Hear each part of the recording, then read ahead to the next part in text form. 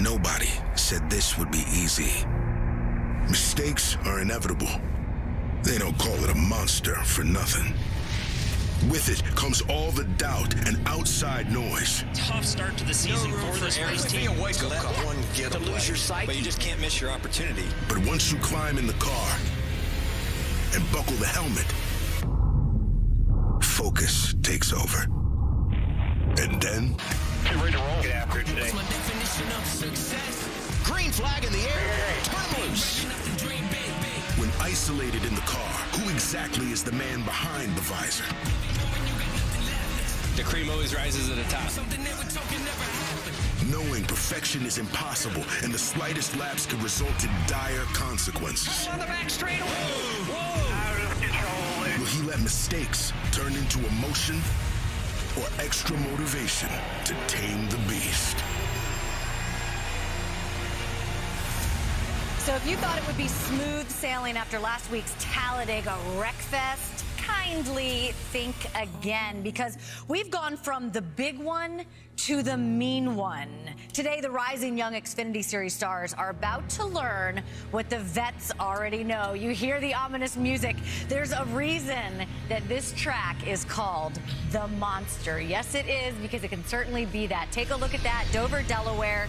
Welcome to the Xfinity Series on FS1. And unfortunately, today out in Dover, the track isn't the only thing that's scary. We do have weather in the area. It's looking good right now, but we are starting our Xfinity Series coverage just a little bit early because qualifying was canceled for the Cup Series. Hi, everyone. I'm Shannon Spake, America's crew chief Larry McReynolds, of course, the Daytona 500 champ Jamie McMurray. And listen, Larry, I just mentioned it. Dover's not the biggest, it's not the fastest, but that does not mean that it can't be the toughest. Yeah, I mean, it's one of the most challenging tracks that we go to, even though it's just a 1 mile racetrack. It's very hard on equipment, on the race cars. It's very hard on the drivers. The speed there is absolutely off the sheet when it comes to a 1 mile racetrack. But here's the thing. This is a fairly short race.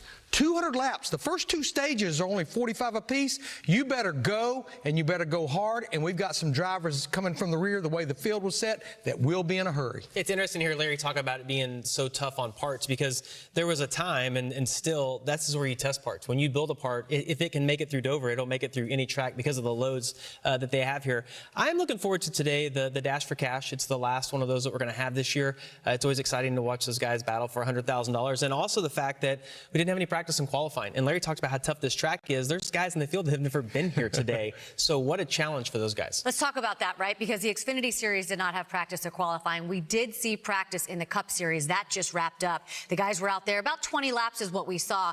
We also saw some spins in turn 3 and some tire issues. What's your concern there? Yeah, and we started seeing this last year. The bumps getting into turn 3, they continue to get worse and worse and worse. And if your car is especially a little bit loose, it gets looser when you go across those bumps. But this concrete surface, and still it starts taking rubber, and that's a tough challenge. Even in a 200-lap race today, it's just that enhances tire wear. It's like a cheese grater on those tires right there. And if you're very aggressive with your setup, if you're real loose or real tight, that's going to be hard on those tires. So I get a feeling we'll definitely have a competition caution where teams can come in and change their tires and take a look at what's going on. So tires will be a big story today. We talked about the wear in the Cup practice that we just saw, and it shows how hard of a job Goodyear has, because all of the drivers and teams want tires that wear out, because we think that makes better racing if you have a big discrepancy from the beginning of a run to the end of the run.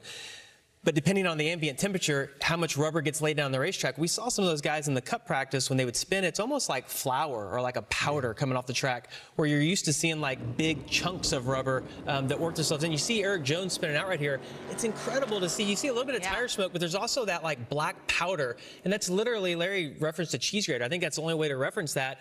But instead of that, those particles getting like worked down into the racetrack, they're just laying on top of it. And this is happening across every form of racing we see today because of the way they build tires now, the chemicals that they're allowed to use or what they're not allowed to use. It's changed the way rubber is laid down, or the lack of rubber being laid down. Yeah, it's so much different from an asphalt surface, because asphalt is a little bit porous, and it's easier for that rubber to get down in there and for that asphalt surface to start taking rubber. But concrete is not porous, and it just takes time to get that rubber down. Yeah, I know we can't control the weather, but if we could get up to about 70-something degrees and the sun would pop out, we would run the chance of a lot more rubber going down on that surface. Okay, so that might not happen today, right? I mean, we might. I don't know if it's going to happen today, tomorrow. I'm not sure. So this is what we're going to deal with today and tomorrow. So we're not. It's going to be a challenge for both days. All right, so there you go. Someone that does not have a challenge, well, maybe he does because he's dealing with the weather out there, is Josh Sims. We're going to head to Dover right now and say hello, Josh. You look dry right now. Yeah, you know, Shannon, weather's kind of been the story all weekend long out here. Not raining right now, which is a good thing. Earlier, while the Cup cars were out there spritzing just a little bit, but with everything being washed out yesterday, the starting grid is a bit jumbled for this Xfinity race later today. You got guys like John Hunter Nemechek and Josh Berry and Justin Allgaier all starting deep in the field, and that's going to impact how they race. And then the big question throughout the garage this morning, how to handle the competition caution. That's going to come around 20 laps in. Do you come in and get tires? Do you stay out for the track position? A lot of the guys still unsure just of what they're going to do. Well, either way, in just a little bit, I'm going to catch up with Josh Berry, the most recent winner here at Dover, as well as Daniel Hemrick, to find out how he's doing after that scary wreck from last week at Talladega, Shannon. If you stay out at that competition caution on the rights, you may be caution number 2. You took the words right out of my mouth there, because I was going to ask you, all right, resident crew chief, what are you doing at competition caution? Are you coming down to take tires or no? I'm going to at least get me some right sides for sure. Yeah, that's what you want. That's what you're telling If you just think back to Richmond with the two Joe Gibbs racing cars, they were first and second at the end of that first stage and ended up getting lapped later on. And Dover is as hard or harder on tires. Yes. And I think you'll see everybody put tires. All right, take right side tires. At least. Okay, a quick reminder that today is race number 4 in the final Dash for Cash series. So you got 4 drivers going for an extra $100,000. Cole Custer, he survived, right, and won the cash at Talladega last week. So, of course, he's in it again, as well as the other 3 highest finishing drivers from the race. Jeb Burton won the race, so he's going to get a shot today, along with Parker Kligerman and Sheldon Creed. All right, let's take a look at the starting lineup. Josh Sims just mentioned a little bit jumbled, and Larry, you said guys coming from the back to the front, but who's standing out for you? Well, I'm going to look at row 1. Remember, the field was set per the rule book, for the NASCAR metric. Look at Parker Kligerman on the pole. Finished 3rd at Talladega. That tied his career best finish, and he has a 2nd place finish in the truck race at Dover back in 2012. Another Dash for Cash driver, Cole Custer, one of 3 past winners in the field, sitting on 3 consecutive top 10s. Yeah, row 4, you see the outlaw right there, Josh Williams, season best 10th last week at Talladega, and beside him is Brandon Jones, who we noted he's been struggling a little bit, but had that top 5 at Martinsville a couple of races ago. Another solid run at Talladega. Absolutely. So one driver not in the field today is Blaine Perkins. Remember this 1 week ago, lap 48 on the backstretch. He goes airborne. Very scary moment for Blaine Perkins and everyone watching, Jamie. Oh, yeah, Shannon. This was one of the scariest moments of the race. And you see that car is just disintegrating, and the impact that he's feeling inside over and over again. Fortunately, you see no one got into him after the car came to a stop, but super scary wreck at Talladega, and something you just don't ever want to see. Yeah, and Kyle Weatherman will be in that 02 car today. And you know, as a crew chief, being on the box for 18 years and seeing cars that I worked on go through some really bad crashes, I know that I don't want to go through a crash like that. Yeah. But as I was watching it last Saturday, the thing I wanted to keep seeing is it keep moving, because the more it's moving, it's dissipating energy. It's when a car goes and hits that wall and just stops. That's when you get concerned. The downside of that car barrel rolling like that, God forbid if someone comes along and hits him while he's barrel rolling, the good news is that did not happen, and our well wishes go out to Blaine. I've been in it rolling like, stop. Oh my God, just stop anytime, whenever you want to. Yeah. Yes, make it stop. And you've said before that you close your eyes when you're going through a wreck, and B, I know we've talked about you barrel rolling before, that you're like, please just land on the tires. Well, and the fear with something like that is don't land upside down, right? Because you can't get out. It's really hard to get out. And we see guys stay in the car now until they roll it over, but if it catches on fire, and I think that's the fear that would run through my mind immediately. It's like, land on all 4 and do not catch on fire. You know, Talladega is totally different than Dover, but we've seen some pretty vicious wrecks at Dover, right? Yeah, Dover's had some massive wrecks, and I go back to 2011. Our very own Clint Boyer had a huge wreck off of turn 4. You see Carl Edwards is just inside of him, just barely clips him, but watch what happens after he hits the wall.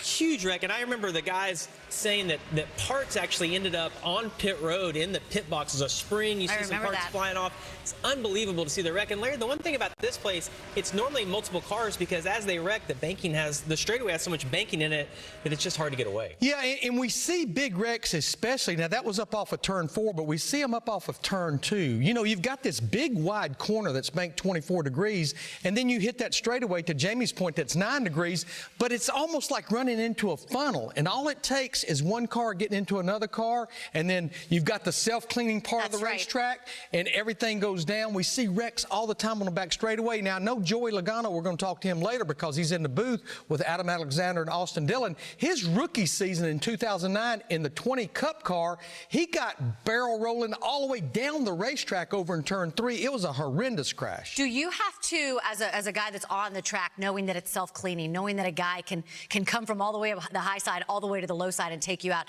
is there a different approach when you're driving behind and you see this happening in front of you? So the interesting part about Dover is that it's so fast, and we're going to talk about that later in the show, comparing it to another 1-mile track. When there's a wreck, you just can't get slowed down. Like, we watch this on TV, and you're like, well, why didn't he go to the bottom or go to the top? You just can't get slowed down. Everything happens so fast. And I know that we reference Talladega as having these massive wrecks, but I will say that 2 of the biggest hits in my career came at Dover. Once in 2001 in an Xfinity Series car, and then in 2018, I had a wreck in practice. 2 of the biggest hits I ever had, and it's just a really fast track. And Larry talked about the corners are pretty wide, but it does narrow down, and you hear people reference about driving down into the corner and up out of the corner. It's like a roller coaster. It's the only way to explain this place. So.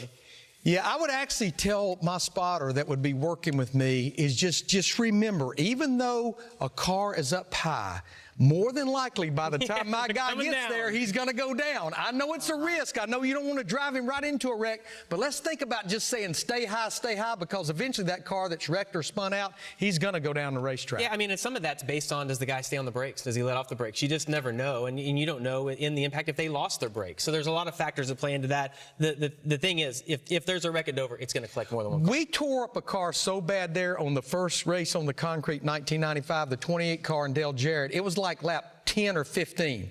And we started trying to get that car in the hauler. I finally looked at Robert Yates. I said, can we just take the engine and transmission out and leave the rest of it here? I don't think there's anything worth using on it except the engine and the transmission. Was your big hit when you hit the concrete on the racetrack? No, that was actually different. The poo out of me. That was just, I didn't know what happened. It was like a bomb went off in my car. Anything can happen at Dover, and probably will coming up later today and tomorrow. So we'll look at the next 7 weeks in the Xfinity Series, of course, today in Dover.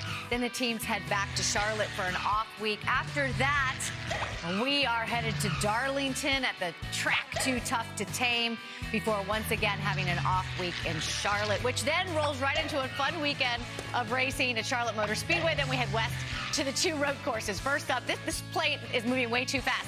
We've got Portland and then down to Sonoma. Slow down, airplane. We got 7 weeks to go. All right, a look at our Xfinity Series playoff leaderboards. Through 9 races, you got Austin Hill, of course, the 3-time winner. He sits atop the board, followed by the other 4 winners in the series. Riley Herbst, highest on the points of the non-winners, plus 59. JRM teammates right behind him. Parker Kligerman, currently the last driver in plus 10 to the cut. Right below the cut, you see Sam Mayer and Brandon Jones. All right, so let's get some take on some of the bigger organizations so far this season. We're going to play a little game of Monster. You got to say it like very Monster. Creative. Very creative. Monster Mashup. All right, we got 6 monsters on the board. I'm not going to ask you who the one with the cookie is, Larry, because I know you don't know who that is. I do now. You do now. What we're going to do is we're going to reveal, and you guys tell me, I don't know, your thoughts on the team. First up, Larry, you go. Where's it going to fall? Let's see where it's going to land. Is it going to fall on the one that eats the cookies that Larry doesn't know? Oh, Larry, you got the cookie monster. Joe Gibbs Racing. So they have 2 full-time drivers, John Hunter Nemechek and Sammy Smith. They have won 3 of the 9 races, so they both are essentially locked into the playoffs. But it's been a tale of 2 tapes. John Hunter Nemechek and his 20 team, they have been a model of consistency. 7 top 10 finishes. Sammy Smith, he has that win at Phoenix, 3 top 5s, but 6 finishes of 17th or worse. They have to find more consistency with that 18 car. All right, Jamie, you're up. What do you got? He didn't know who the Cookie Monster was? He I did. not. I do said, now. No. He said, wait a minute. He likes cookies. I know he likes cookies. Damn, it's a Cookie Monster. It's a Cookie Monster, yeah. All right. Yeah, RCR is in a great position when you compare, especially from where they were last year. Austin Hills won 3 races this year, and it was really big, I think, for him to get the win at Las Vegas. He talked about being able to want to win on a non-super speedway type track. Sheldon Creed also a little bit of bad luck at the beginning of the year. Some of his own doing, some out of his control, but both of those drivers are doing a really good job. 1st and 8th in points right now. So I feel pretty good about where RCR Xfinity program is right now. All right, Larry, you're up. And the Cookie Monster's already I'm ready. off the board. So who are we going to go with? Michael Myers is on there as well. Godzilla. Oh, there you go. I bet you don't know who that one at the lower right is. We'll let Jamie handle that one. I'm going to go. I'm not worried about that. I'm going to take a look at Stewart Haas Racing, 2 full-time drivers, Cole Custer in the 00, Riley Herbst in the 98. It, too, has been a tale of 2 tapes. They're both looking for their very first win of the season. Cole Custer almost could not find a top 10 in the first 6 races. Now 3 consecutive top 5s. It's flip-flop with Riley Herbst in the 98. Top 10 solid the first 6 races. The last 3, not even a top 20 finish. So got to get back where you were when you started the season, Riley. You ready? Yeah. All right, let's throw up our monster match. We need some monster music. This doesn't sound like monster music, does it? Who You was got that? Sully. It's Sully. Yeah, from Monsters, Inc. Yeah. Oh, okay. There you go. All right, so Junior Motorsports, I'm going to put them into 2 different categories. I'll put Josh Berry and Justin Allgaier in one category and Sam Mayer and Brandon Jones in the other. When I look at Sam Mayer and Brandon Jones, it's been a little bit of a struggle. We focused on Brandon Jones' struggles a few weeks ago. Sam Mayer hasn't quite been where he was last year either. And when you look at JRM as a whole, they had the 2 wins last year, but something that's interesting about that is both of those wins came with Noah Gragson. He's no longer with the team. So I don't think it's a complete struggle for JRM, but they're definitely not where they were last season. All right, Larry, you're up. We'll see where we're going to land on which team is scary out there at the Monster Mile today. Who do we got? Oh, there you go, Colleague Racing. We've got Colleague Racing. Now, they're 2 full-time drivers. You got Daniel Hemrick that's in the 11. You got Chandler Smith that's in the 16. They did win a race, but it was A.J. Allmendinger running part-time over there in that 10 car. Daniel Hemrick, he finished 2nd at Atlanta. It's just a little inconsistent with that 11 car, like we saw last year. Now, I'm very impressed with what I'm seeing that rookie Chandler Smith. He got the win at Richmond. He only has 2 finishes worse than 12th, so he's doing as a rookie in the Xfinity Series exactly what he needs to do. Daniel Hemrick got to find a little more consistency. All right, Jamie. I get King Kong. Oh, listen. That's all that's left. They changed the music for us. Now it's spooky music. Okay. All right, Jamie. All right, well, we know where we're going, but we don't know who's behind it, right? There it is. Jordan Anderson Racing. Yeah, so this has probably been the feel-good story of the year so far. The most recent winners in the Xfinity Series and Jet Birding getting the win last week at Talladega. But Parker Retzlaff, I think back to even qualifying at Martinsville, that was going to be this great story. I thought he was going to be able to get the pole. But both teams have run well. And to me, from where that team was last year to where they are this year, you see all those category stats are looking better than where they were. So Jordan Anderson Racing, Shannon would get 2 thumbs up from King. Yeah, how was that party after the It was win? fun. It was fun. Not as fun as the wedding, but it was fun. We liked it. All right, we're going to see how these organizations stack up out at Dover as we hit the 10th race of the Xfinity Series season. We do have some sad news to share for you guys. It is with deep sadness that the Fox Sports and NASCAR family has learned of the passing of our beloved colleague, Michael Thompson. Mike started with the production team at Fox Sports in 2003, contributing to our coverage of the NFL, Major League Baseball, NASCAR, NFL Europe, and countless other broadcasts, before, of course, joining NASCAR Productions in 2005. An impeccable storyteller, Mike served as the supervising producer and creative director of NASCAR Productions. His work has been seen by countless fans and deeply enhanced the coverage of the sport we all love. He will be remembered for his profound sense of kindness and positive attitude. It was simply impossible to have a bad day working alongside Mike. Our love, thoughts, and prayers, of course, remain with his wife, Michelle, and children, Hunter, Sophie, and Dylan. Michael Thompson was 42 years old.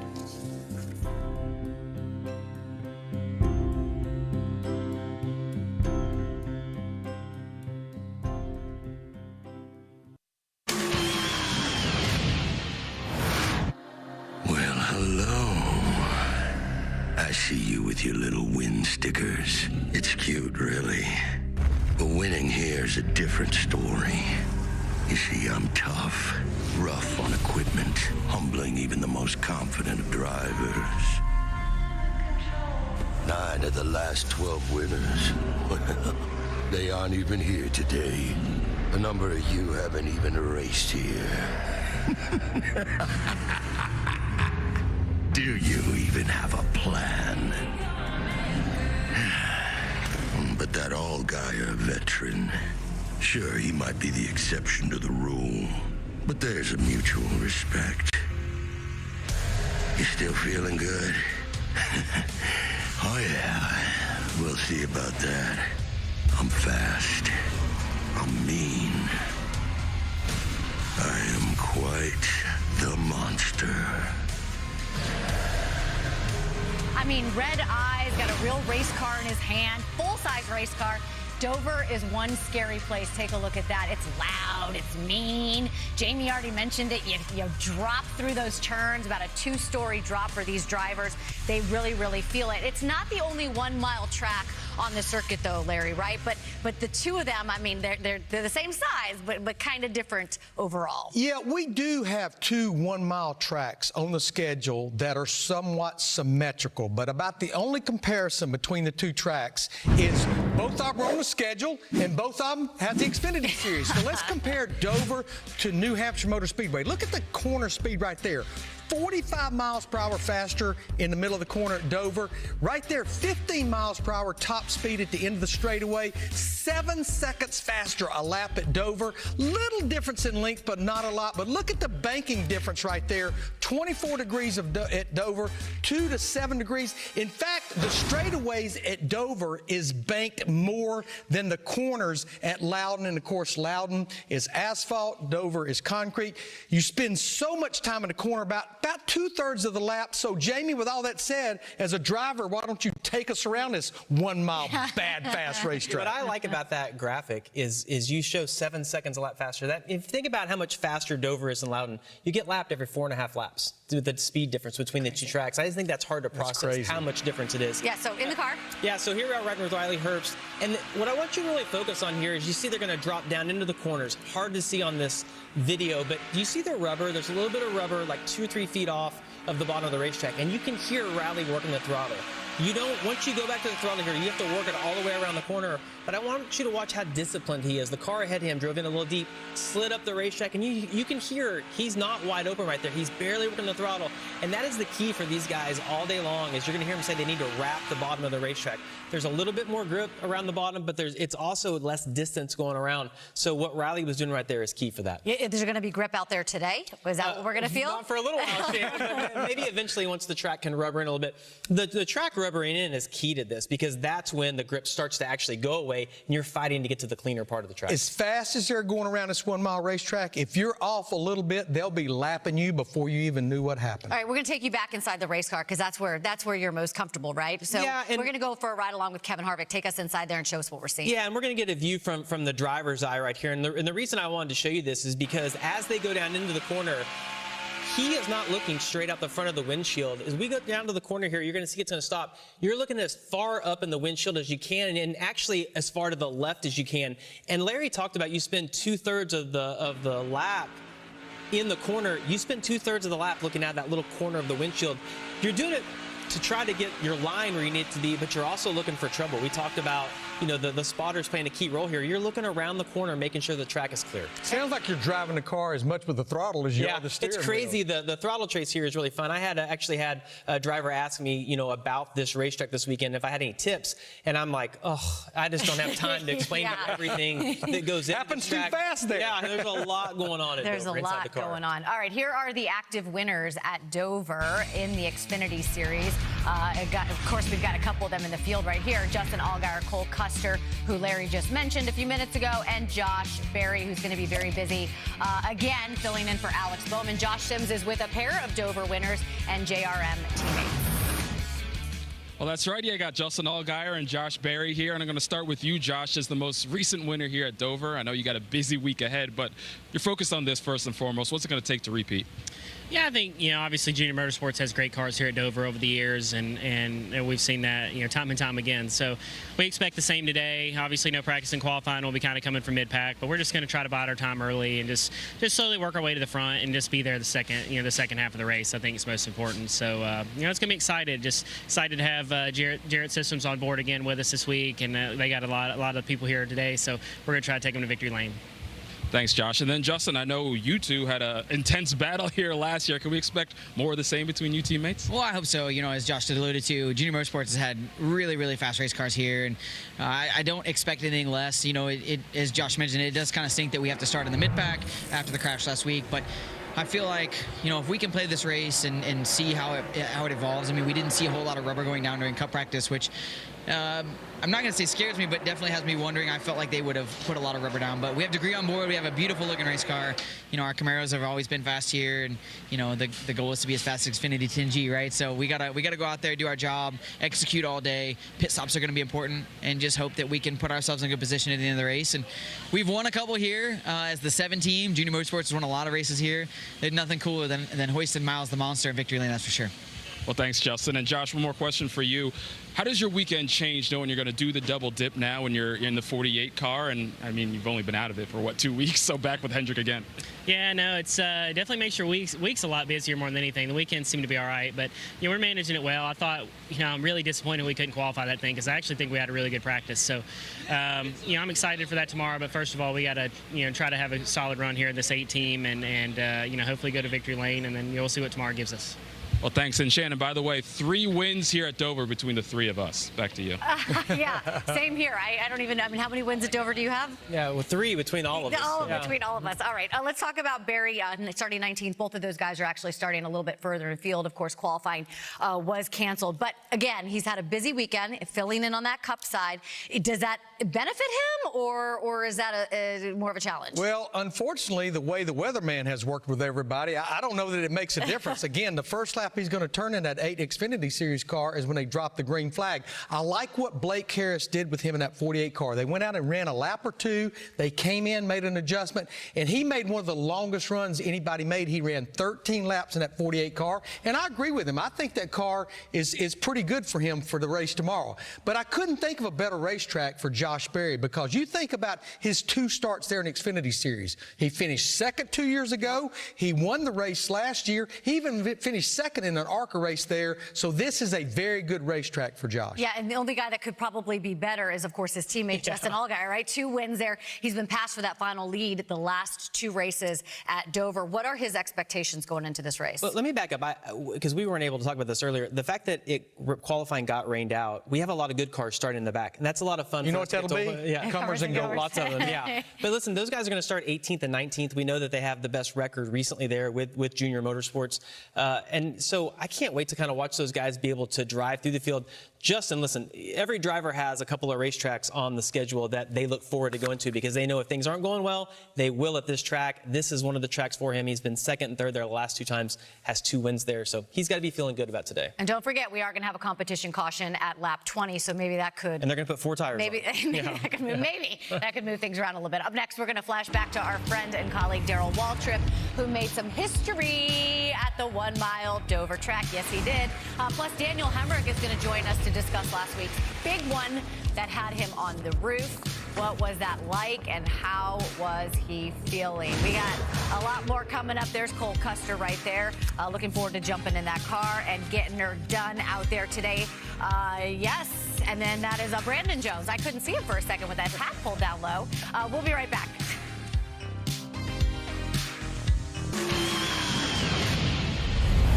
All right, take a look. NASCAR 75. Of course, we're celebrating all year, and we've got to be celebrating this guy, Darrell Waltrip, dominating at Dover, making his first start in the Xfinity Series at the track in '85. What about this race, leading 125 laps? Yeah, I mean, in that 1985 race, he finished a lap ahead of second place Tommy Ellis, and when he won there in '86, that was 3 consecutive wins. He had won at Darlington and the short track at Jefferson, Georgia before. Yeah, interesting note about the track, it's asphalt in that photo. It's concrete now. That was so long ago, the track actually was asphalt. And you know what would be going on that asphalt? If you were tight, you'd be smoking that right front. If you were loose, you'd be smoking that right rear. Yeah. I don't know. That's a smoking reference. I don't know. Josh Sims is with an Xfinity Series champ who, of course, went for a scary ride 1 week ago in Talladega. Let's check in with Josh. Yeah, Shannon and Daniel Hemrick, it's good to see you're doing all right. Just talking about that wreck from last week where you end up landed on your roof. So how are you feeling today, and how are you feeling this week? Yeah, I surprisingly felt incredibly well, like as soon as I got back to the RV there last week. So, man, it's incredible how far safety's come within our sport. Super big thanks to everyone at Colleague Racing for incredibly safe and fast Chevrolets.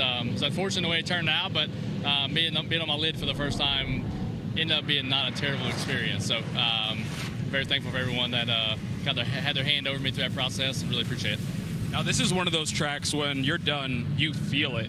Is there anything in particular you guys do in the car to make sure you guys don't feel it as much? Yeah, that's a great question. For sure, the loads we feel kind of vertically, really all around this racetrack are different than what we experience anywhere else. So you'll see myself and a lot of the drivers put a little more emphasis on headrest foam. We have any kind of gapping within those areas throughout regular weeks. We close that gapping up on the right side especially, as well as like our leg area. Make sure you kind of have less body movement as possible inside these cars, because you got a lot moving around that you don't want. That's wasted energy, and you start having to focus on that stuff as you start kind of getting fatigued throughout the event. So I feel like we got everything in place. Obviously, hopefully, we got enough practice to really fill it out. But looking forward to hopefully having a really fast Circle Chevrolet, and hopefully it's as fast as Xfinity 10G internet, and we can have an opportunity to go have a great day. Yeah, and what is it going to take for you guys to have a great day here at Dover? Yeah, I think really just understanding the balance of our Circle Chevrolet throughout that first 20-lap run before the comp caution, and then you get such limited opportunities to work on your car here with as short as the races are. So you got to be really aggressive, I think, if you're off, and then you got to be mindful that your car is really good and make small adjustments if it is pretty good there once we fire off. But this racetrack's going to go through a big swing, and we just got to be on top of it all day to have a good day. Thanks, and good luck, Daniel. Shannon? Thank you so much, Josh. Certainly a scary moment for Daniel Hemrick. Really glad to see him back in that race car. What are the challenges, right? Going from Talladega, where you have a wreck like that, now to a place like this, where we've talked so many times about how hard this track is on a driver. Yeah, I think, the one thing that always sticks out to me about anytime we see an accident like that is sometimes we see wrecks and they don't look bad, and the drivers get out and they're like, oh, it's the hardest set I've ever had. And then we see a wreck like Hemrick had last week, and it looks horrific, and he kind of downplayed it. He's like, it wasn't as bad, and they're praising the safety in the car. So it's interesting the way that those loads go through people's bodies, or just the way the hits are, how sometimes they look bad and they're not. He referenced, though, the padding, because this racetrack is so hard on your neck and your core. And he talked about putting a little extra padding on the right side of his headrest. One of the things I would always do, I would take some padding, like a ½ inch or 3/4 inch off the left side, and add it to my right side. And so when I would sit on pit road, it would feel very awkward in the car because your head would be pushed to the left. But, Larry talked about it a little bit ago. You spend like 2/3 of the lap at this track in the corner, lots of load. So when you get on the track, it felt very normal. And I used to try to tough it out. I'd be like, I'm going to, suck it up. It's hard, especially, 200 laps a day. If they're doing the 400 laps tomorrow, it's hard to run that long here. When I was pit reporting, I always found that really interesting to see the drivers in there to load that up so that you didn't have to be supporting your neck on your own. It's just less work. It's one of those things like you get smarter the more you run, and it's so easy to change the foam on the headrest now. It's literally Velcroed on. Easy change, big saver for the driver. Yeah, and even with that wreck, the way the field was set, he's going to start 16th. So that's not by no means the end of the world. And we know he's never won at Dover. He still only has that one win at Phoenix when he won the championship in 21. But this is a good racetrack for Daniel Hemrick. 7 starts, an average finish of 7th. In fact, in his last 6 starts there, his worst finish has been 11th. So this has been a good racetrack for him in the Xfinity Series. Yeah, we'll see if he can get it done today. Of course, coming from the back with a lot of the guys who are really strong at this racetrack. Coming up, we are going to check in with driver of the 27, Jeb Burton, celebrating in victory lane 1 week ago, joining us on race day today. Stick around. It'll be an overtime finish. Jeb Burton in front. Opportunity is knocking right now. Got our names written in the stars. White flag, one more. Jeb's way out there again. Big run coming at the start-finish line. Jeb Burton with his 2nd career win, and it's the 1st for Jordan Anderson Racing. Happy for you guys. Thank you. Our first win!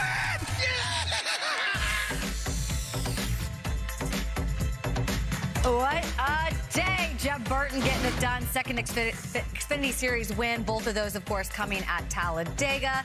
The last one with Colleague Racing. This one for Jordan Anderson, the organization's very first. What a wild race it was as well. Jeb Burton joining us now from Dover. Okay, thanks for joining us. I need to know how the party was, right? Because we saw that you weren't able to fully celebrate inside that race car. The last time you won, it was raining. So how did you celebrate this one, Jeb? When I got home, I had a big crowd waiting on me. It was a ton of fun. You know, the bad part was I had a 2.5-hour drive when I landed in Statesville, so I hauled butt, didn't get pulled over, and made it back to Virginia safely with the trophy. So it was pretty cool. So, Jeb, what else was pretty cool? There was a big luncheon up at Jordan Anderson Racing, Bommarito Autosport on Tuesday. Linda and I came up there and joined in the celebration. And here's the picture we're looking at right now with you and both of our families. But you got up and spoke, Jeb, and you said early in the year, even well before this win at Talladega, that you felt like you had found a home. What was giving you that feeling early in the season? Yeah, Larry, well, first, I appreciate you coming to that. I know you're close to Jordan, but it was really special to have you there. I remember me and Brandon being little kids in the motorhome, so that's pretty cool. But just the family atmosphere Jordan Anderson Racing has and John Bommarito, everything they're doing, they believe in me, Larry, from the time we went to the test in January at Charlotte. Anything I say, they don't question my ability. They just believe in my feedback and make the car better every single week. We went to California at the beginning of the year, and I was like, oh, my Lord, it's going to be a rough season. But then the next week we got better, and ever since there, we've been getting better and better and better. So just really appreciate everything they're doing. The 31 guys, the 27 guys, they're all working a lot of hours. I got emotional at the shop the other day just because of how many hours they actually put into it. They're true racers, and it was really special to get that win for all of them and their families. Well, Jeb, I think everybody loves your passion and knows how hard you work to get to where you are, and it was cool to see the good guy get a win last week.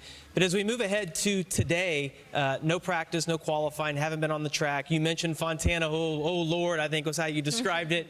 You know, how do you prepare for today? How do you guys get the car set up? How do you feel about today? Yeah, Jamie, I appreciate that. You know, we've been getting better and better, and we've been running consistently inside the top 15. And you know, today we got a shot to win $100,000 thanks to Xfinity. That's really cool, but we just got to stick to our plan. You know, we don't have a full-blown alliance with any Cup team or anything like that. We're working really hard and outrunning a lot of guys that do, and we just got to stick to our plan and do the best we can with what we have available to us. And I feel like today is kind of an equalizer with the high loads here at Dover. I run really well on concrete tracks, and I feel like we can surprise people today and run inside the top 10. Just appreciate all the support this week from all the friends and families and fans. I've heard you, and I appreciate it, and I think we can have a really good day today. So, Jeb, going back to Talladega, you led those final 7 to 8 laps. You had to go through that overtime finish. What were you thinking as you came off forward, knowing the checkered flag's out there? There it is. I just got to go get it now. To be honest, Larry, I lost one in the 8 car a couple years before. I led the white flag lap, and I let the 11 car kind of gave it to them. And I had to lose a couple races at those speedway tracks to learn how to win them. And I've put myself in really good positions, been able to have some really fast race cars, and just love those racetracks. And Mike Herman, my spotter, did a great job. But, yeah, we did all the right things, and I knew when we got the lead, I wasn't going to give it up, and we were going to win that daggone race. And it was just so gratifying to get that done, get that off our shoulders, racing for $100,000 a day, locked into playoffs. Just a lot of great things are happening for us right now, and want to keep the momentum rolling today. Was Moke that victory cigar I gave you yet? You know that's what we do in Alabama. No, I have not smoked the cigar. I'm saving it for when I get that big old check and I can sit in the hot tub tonight and smoke it at night. I'm going to tell you the key to today for you, and I just thought I teed you up perfectly. You got to have your car as fast as Xfinity 10G. You want to get to victory lane. Everybody says it. Oh, yeah. They get that in. Well, I really do appreciate all Xfinity's doing for this series. It's really awesome for us to be able to go race for that kind of money. And our little team could use another big old check. And maybe I can get boss man Jordan and John Bommarito to give me a bonus if we can win it today. There you go. I got to ask you, when you won last time, I got to sit down with you and your dad, Ward, and I'm wondering, where was he when you won? Catching a snake or doing some crazy thing? You know, actually, it was really cool. well, I blew the transmission out of the race car, unfortunately. That wasn't very cool. But I was sitting there, and I was kind of disappointed about that. And Jordan's dad brought the phone up to me, and Dad was on there, and that was really special to be able to talk to him right there in the grass. And when the tow truck was pushing me into victory lane, I was talking to him. So that was really cool. My whole family was really emotional, and just the Burton family needed that. You're awesome. Thank you so much, Jeb, for joining us. Congratulations again. It's hard not to root for you, my friend. Thank you. I appreciate y'all supporting me, and it means a lot. All right, take care. Good luck today. I mean, listen, he thanked you for being at the shop. He mentioned, you know, the support of the fans and everything. It's really hard not to like him. And the Jordan Anderson aspect of it, we talked so much about it last week, just a feel-good story. Yeah, and I mean, sort of like maybe we would talk about Bubba Wallace on Sunday. Jeb has a knack for that type of racing. I mean, obviously he won there back in 2021. But, you know, Jordan Anderson Racing, they have to circle those races on the schedule knowing that that's like where they can get their win. I think today is not as realistic to look at that team or that driver getting to victory lane. But a place like Talladega, that's where they can really capitalize on that. And when you're able to get to victory lane, that's so special. I know, and he talked about Larry coming up to the shop. Those moments and memories of getting to celebrate with your team, the luncheons, having people come in, everybody talk about how special it was. It's when you really get to know everybody. And those are the moments that you just, you know, they're priceless. Yeah, I mean, there's only one first win, and we know Jeb got his first win at Talladega actually 2 years ago, but it was a rain-shortened race. And, you know, they don't put asterisks by finishes, but he truly got to go out there and win this race, and the layers are just endless. His second career win, Jordan Anderson Racing, Bommarito Autosport, their first win as the Xfinity Series team. They're essentially locked into the playoffs, and guess what? We've talked about it. They get to go race for $100,000. Yeah, Cole Custer, those other Parker Kligerman, they're going to be tough, but I guarantee you, do not count that man right there out of this race for that $100,000 today. And what would it be like to be driving to victory lane and have your dad on the cell phone doing a controlled burn wrestling snakes in the woods? Because you know he was doing something crazy like that. Catching turtles or doing something. Absolutely. Well, congratulations to you too, Ward. Coming up, Sammy Smith is with Josh Sims.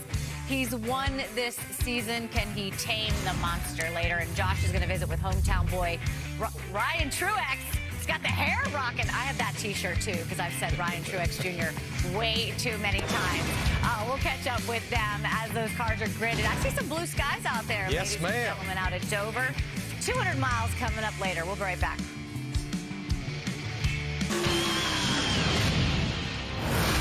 Ryan Truex, not Junior, will be in the 19 car today, and though he's never won, he has been very, very close. And of course, this is a track that he loves. Josh Sims is trackside, and I know, Josh, you spent some time with Ryan Truex. Got a T-shirt, even one that I have. What is Truex saying about his journey in NASCAR that, of course, leads him to his hometown track today? Well, you know, Ryan is the first one to say that he's had sort of a journeyman career to this point. But he said, you know, even being part-time with Joe Gibbs Racing the last couple of years, he's been able to produce pretty well out there, and that includes a couple top 3 finishes so far this season. So when I sat down with him this week, we talked about that journey and also talked about returning to Dover, where he nearly got that win over a decade ago.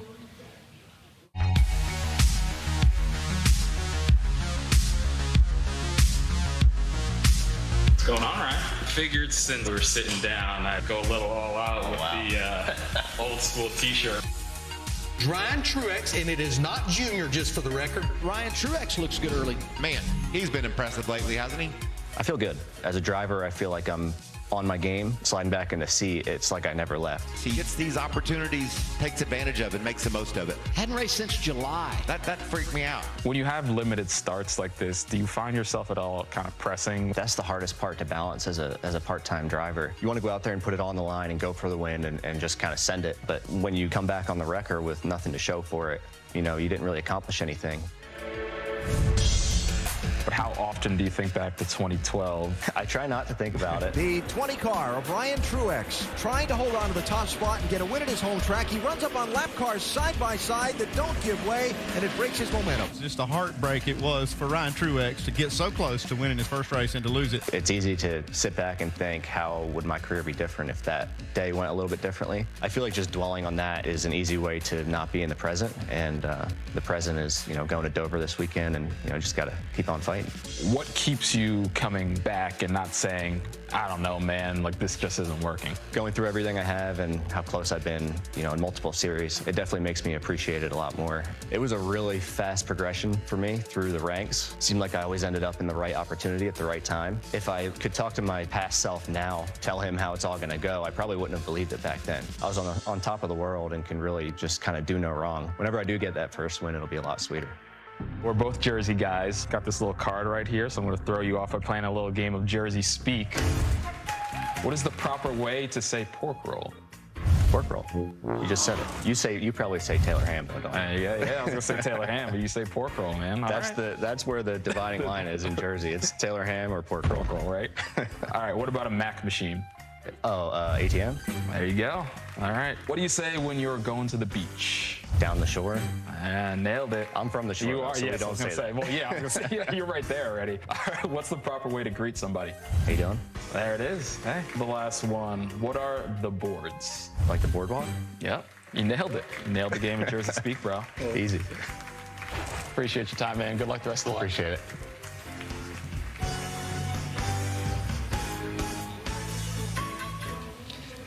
And Ryan's going to start 12th in today's race. And my question for you, Jamie Mack, is what more does Ryan have to do to prove himself, or does it just come down to those sponsorships? Yeah, I mean, Josh, that's a great question.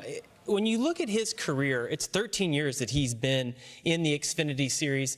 Only 88 races, though. He only had one full-time year with Kaulig back in 2018. And I feel like when you don't have success right away and are able to get that win, people kind of write you off. I mean, financially, I think, you know, if he can find the sponsor, he can do the job. We know he can drive a car and he can have good results. He's proven that. I just feel like when you look at some of these guys that haven't had success right away, they kind of get put in a category he has, and it's hard to climb out of that. Yeah, I mean, we are at Dover, and anytime we go there, we talk about it being Martin Truex Jr.'s home track. Again, I think Martin Truex Jr., he has about 7 home tracks, but Dover truly is his home track. It's very close to Marietta, New Jersey. But that certainly means it's Ryan's home track. Yeah, when you've got 88 starts, a win anywhere would be very special, but I cannot imagine how special it would be if he could get that first win at his home track. Remember, Martin got his very first Cup Series win at Dover back in 2007. And I love, like, to me, if he could win today, it's one of those feel-good stories because he came so close over 10 years ago to getting that win. So to be able to come back to the same track and get it, it's one of those stories that you just couldn't write a script for. Plus, he jokes about the not junior thing because, of course, everyone calls him Ryan Truex Jr. Yeah. Yes, absolutely, because you're so used to saying Martin Truex Jr. And they certainly have inherited the family hair. I think we have a shot of the two lot of guys. Hair. There you go. We're going to have to introduce him to Noah Ryan, Gragson. Martin doesn't actually have it, but it is rocking. But, I mean, this has got to be hard for a young driver or a driver, right? When you watch your sibling in the sport. You see, you know, Kyle and Kurt, we've watched them kind of go through the paces as well. And now for, of course, Ryan and Martin. Well, first and foremost, I stayed completely out of the hair conversation. 100%. But it does. And Ryan, over all these years, he has worked so hard trying to make things happen. But I like what I heard in that piece because I believe it 100%.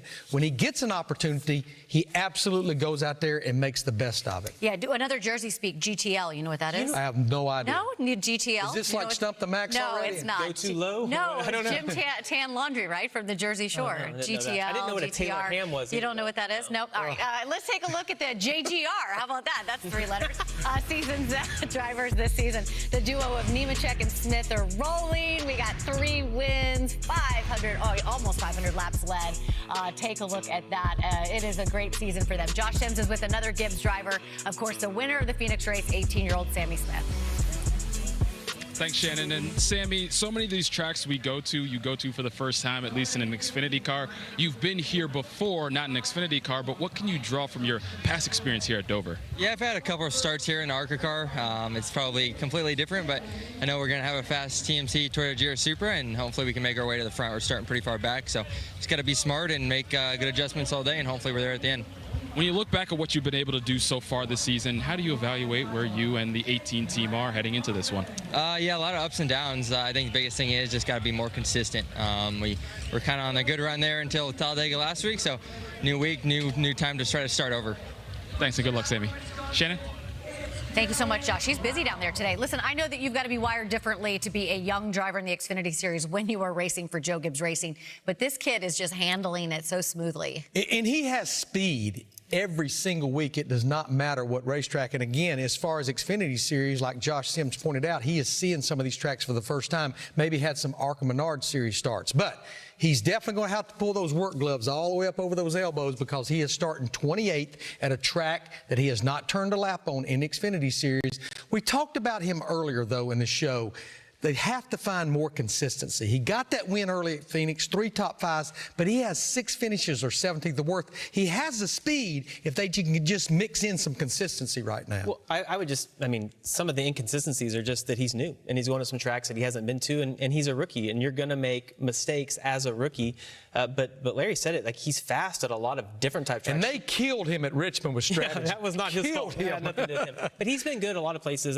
That's all going to work out for Sammy Smith. Much like we just talked about Ryan Truex, he's gotten this opportunity and he's been able to capitalize on it right away. And to me, that's going to pay dividends. You mentioned him making his first start at Dover. What do you remember about the first time you rolled out onto that racetrack? I remember thinking it's really fast, Shannon, and don't hit anything. So what are the, I mean, I know you joked about someone asking you about, what listen, to do. Here's the thing is that, like, when I first ran my laps in the Xfinity Series, we had an hour and a half of practice on Friday. You are right. I mean, it was totally different than what the guys are going through now. Totally different. So, I mean, I was shocked during COVID when we went to all these tracks and guys didn't get to practice and maybe they hadn't been there, how well they were able to prepare prior to getting the track. You mentioned the simulator, how realistic that is. Even iRacing, we see a lot of guys do that. They just have better ways to prepare now. He's with a really good team, too. Yeah. The car's probably going to be set up close, so he just has to go out and not make any mistakes right away. Yeah, I mean, you give him an opportunity to go back and see some of these tracks for a second time, it's only going to get better, because I always say my expectations for a rookie, it doesn't matter if it's Cup, Xfinity, or trucks. It's just go out there and run all the laps. Don't worry about the scoreboard. But this young man won in race number 4 of 2023 when he got that win out there at Phoenix. Not such a bad way to start the season, for sure. Straight ahead, there's Adam. Hi, Adam. We're going to go to Adam Alexander. We got Austin Dillon and Joey Logano, he's pretty good at Dover. 4 consecutive Xfinity Series wins at the racetrack. They're going to be on the call later tonight, so we'll check in with them. Chandler Smith starting 10th today. He's got to win this season. That's the end of the smoking hot life. Maybe he's talking to Ward Burton, too, right there. Maybe I got to call Gene. There you go.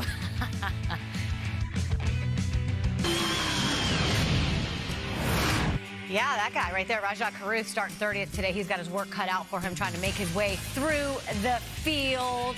But he's looking good. Sheldon Creed also taking a little moment to send out a text message. Yeah, he is. He's going, is he going to sneeze or is he just laughing?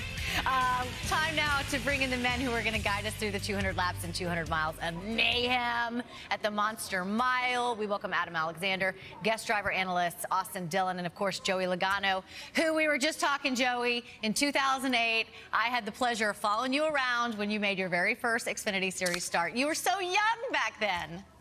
That was a lot of memories that day, and the first memory that came to mind is the first lap of practice. I pulled up on the racetrack in front of Brad Keselowski. He flipped me off before I even got into third gear. That's all I know. I remember that as clear as day. That wasn't your only spectacular moment here at Dover. That was a big one. I want to go back to 2009, and that was your rookie year in the Cup Series. Who knew this could happen at the Monster Mile? I did not. And right here, I was like, oh, wow, I'm upside down. And then it kind of kept going and going. And I thought, eventually, this monster's got to stop biting me. But it wouldn't. It's still going. And it eventually comes back here. It lands back on its tires. And I was okay. I was very surprised. And as a 19-year-old, you could imagine, I was like, whoa. So that was a long time ago. I'd like to win. I hate that highlight. That's the one they show every time I come here. They think Joey Logano flipping at Dover. I'd rather Joey Logano winning at Dover. But that does speak to how wild this place is. It can be. I mean, you saw a wild race last week at Talladega. The Monster can produce some wild finishes. I hope we get one today. And I go back to, I think it was 2011 here, front straightaway in the Xfinity Series. I know you guys had the clip earlier in the show when Clint Boyer nearly went upside down right here at the start-finish line. This is a place that produces highlight reel moments. We hope to see more of the same here today, Shannon. Thank you so much, Adam. You guys are going to be great. Have fun up there watching those guys go around for 200 laps. We're going to have a little fun here. We're going to play a little game of Stump the Max. Let's do it. Take a look at the scoreboard. Jamie just came off the top rope last week. got a little close. Smell foul Got play a little from last close. week. No foul play. Yep. We don't cheat. There's no cheat. Maybe gray areas, but no cheating. All right, Larry, the last driver to win at Dover in his first try was whom? Oh, you're asking me. Yeah, Larry. Last his driver first to win in try. the first try. I don't know this one. I want to say it's been a while back. I want to say Ricky Rudd. It was not Ricky Rudd. It was Dale Jr. in 1998. Okay. That's okay. We got another shot at it. Jamie, the only driver. Jamie, the only driver to win 4 straight Xfinity Series. Unbelievable. Unbelievable. You see what I'm talking about? You see what I'm talking about? It wasn't Dale Jr. No, it That wasn't. was Joey Logano. Yeah. Ding, ding. Oh my goodness, Larry's gonna come. just so wrong. He's gonna not be happy. All right, Larry, I think you could get this one. We obviously know that Dover is concrete. So what is another 5-sided building in Washington that's made of on, you got concrete? this. 5-sided building. Would that be like a pentagon? That would be a pentagon. See, we gave you there's an my easy layup one. of the day. We give you an easy one. See, I didn't use monsters this time for you not to We know really who the monsters appreciate were. that. Jamie, which monster, I spoke too soon, makes his home in Transylvania. Oh, Dracula. Dracula. I do not say blah, blah, blah. I don't imitate him, but I know that's where he makes his home. Jamie won again, but we'll just do the Is it over? tiebreak. Yeah, well, you've got 2 and Larry's got 1. How many questions did I get? That was 4. You got 2 questions. Jamie got 2. 2 and 2. It's a conspiracy. But It is a conspiracy. You have a tiebreak there that we'll just do for fun. Larry shouldn't be so sour. Just tell me the closest without going over. How many drivers got their first career Xfinity Series win at Dover? Jamie first. What's the question? How many drivers, you can read it right there too. How many drivers got their first Xfinity Series win at Dover? 3. Okay, what do you say? First Xfinity Series win at Dover. We've repeated the question 7 times, so we definitely have it down now. That's like stalling. I'm going to say 5. 5. You are closer because it's 13. So does he get the points for that? Absolutely. Oh. You see that you did the same thing to me last week. You know what? I'm going to boycott Stump the Mac. It's going to be Stump the Mac. Give him the point. Y'all can play by yourselves. I'm done. Listen, we will not Way play more fun Stump the with Mac tomorrow, but we will have racing from Dover in the Cup Series. The 2 guys in the booth on the call will, of course, be in that race. That's Austin Dillon and Joey Logano. Coverage begins at 12 Eastern on FS1, and then the race continues at 1 p.m. I do not say blah, blah, blah. And don't forget, you can win some of Clint Boyer's money by scanning the QR code and playing the free Fox Bet Super 6. Get the most questions right for your chance to win $5,000. You like that $5,000? We got to drive. Oh, look at that. He's let him eat a little bit of pasta. Costumes at the track. I like it. I mean, hey, we're getting ready for Darlington, aren't we? I'm still not playing anymore. He's not playing anymore. We'll be right back in Closer to Command. Welcome back. There he is, Miles the Monster, looming over the racetrack. There's a lot of action, getting ready for 200 laps. There's a lot of action taking place right now trackside.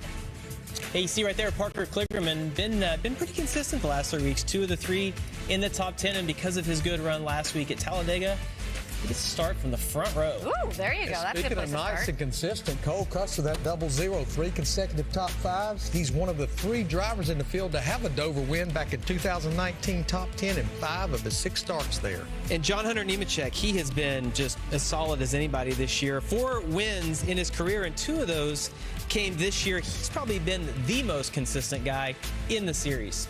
Let's get to know Corey Heim making his very first Xfinity Series start. His favorite karaoke song, that's a good one, Sweet Caroline. Backup job, sports analyst, back off, Corey. Superpower, a mind reader, and his favorite movie, Happy Gilmore, going to start deep in the field today. Who sings Sweet Caroline? It's Neil Diamond? Yeah, yes, Right? yes, Neil yes, Diamond? yes. Yep. We could hit him with the Heim, right? Hit him with the Heim. You didn't sing for us. Well, I don't think we're allowed to sing the songs. Or I'll sing once we go off air. Well, once we go off air, I've got you covered there, Jamie Mack. All right, let's take some picks. Jamie, you're first. I'm going to go with a 2-time winner at this track, Justin Allgaier. We talked about him earlier in the show. It's just been a great track for junior motorsports as a whole, and this is a place I think he can get it done. I'm going to go with a 1-time winner at Dover Speedway. I'm going to go with his teammate, Josh Berry. I know he starts deep, 19th, but remember, 2 starts there, finished second 2 years ago, a win a year ago. He already has laps on this race racetrack driving that 48 Cup car for Alex Bowman. Look, we got There's the that finger. It took all show long. I'm going to go John Hunter Nemechek to win this race. Listen, I know this isn't his greatest racetrack. He's finished 8th, the best. He's starting 22nd. But I don't know. I'm going to go with a long shot. Yeah. I'm very you ready for me confident. to sing Sweet Caroline? No. As soon as we go off air. No, just All right. throw to opening ceremonies. Let's go to opening ceremonies, trackside at Dover. Here you go.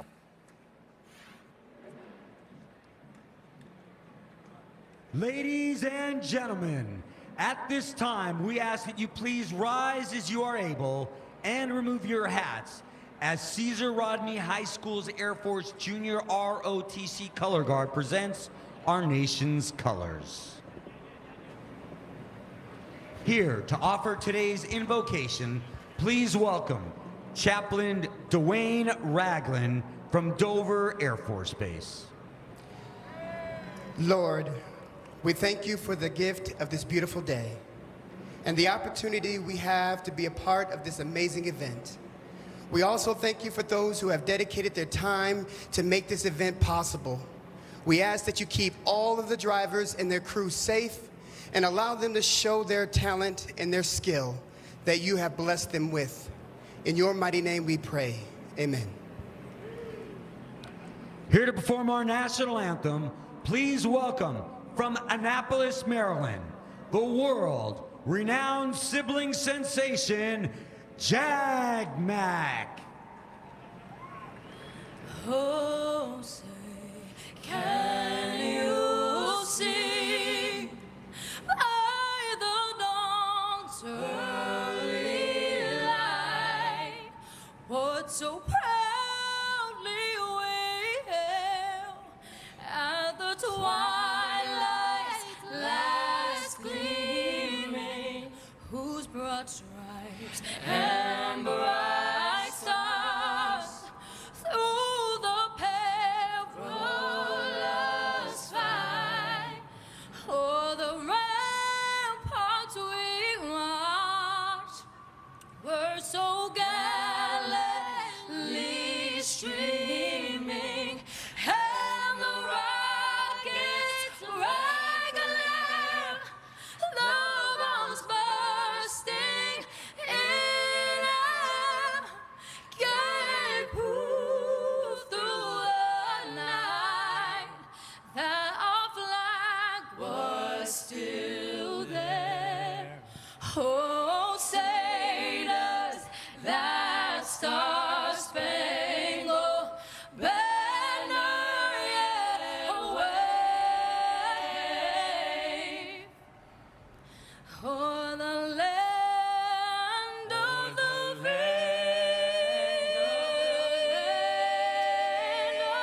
free, and the home of the brave.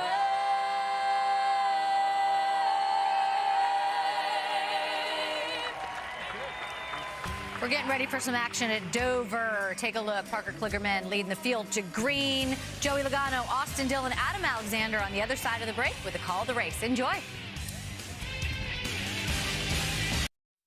Yeah, I am a man, up in the air. There's a desire to be remembered. So when you see me flying by, We can win this thing for sure. To be one of the few who live on just know I'm just like you. Green flag, green flag. in the pursuit of greatness. Go, all the way out, all the way out, all the way. We're all the same.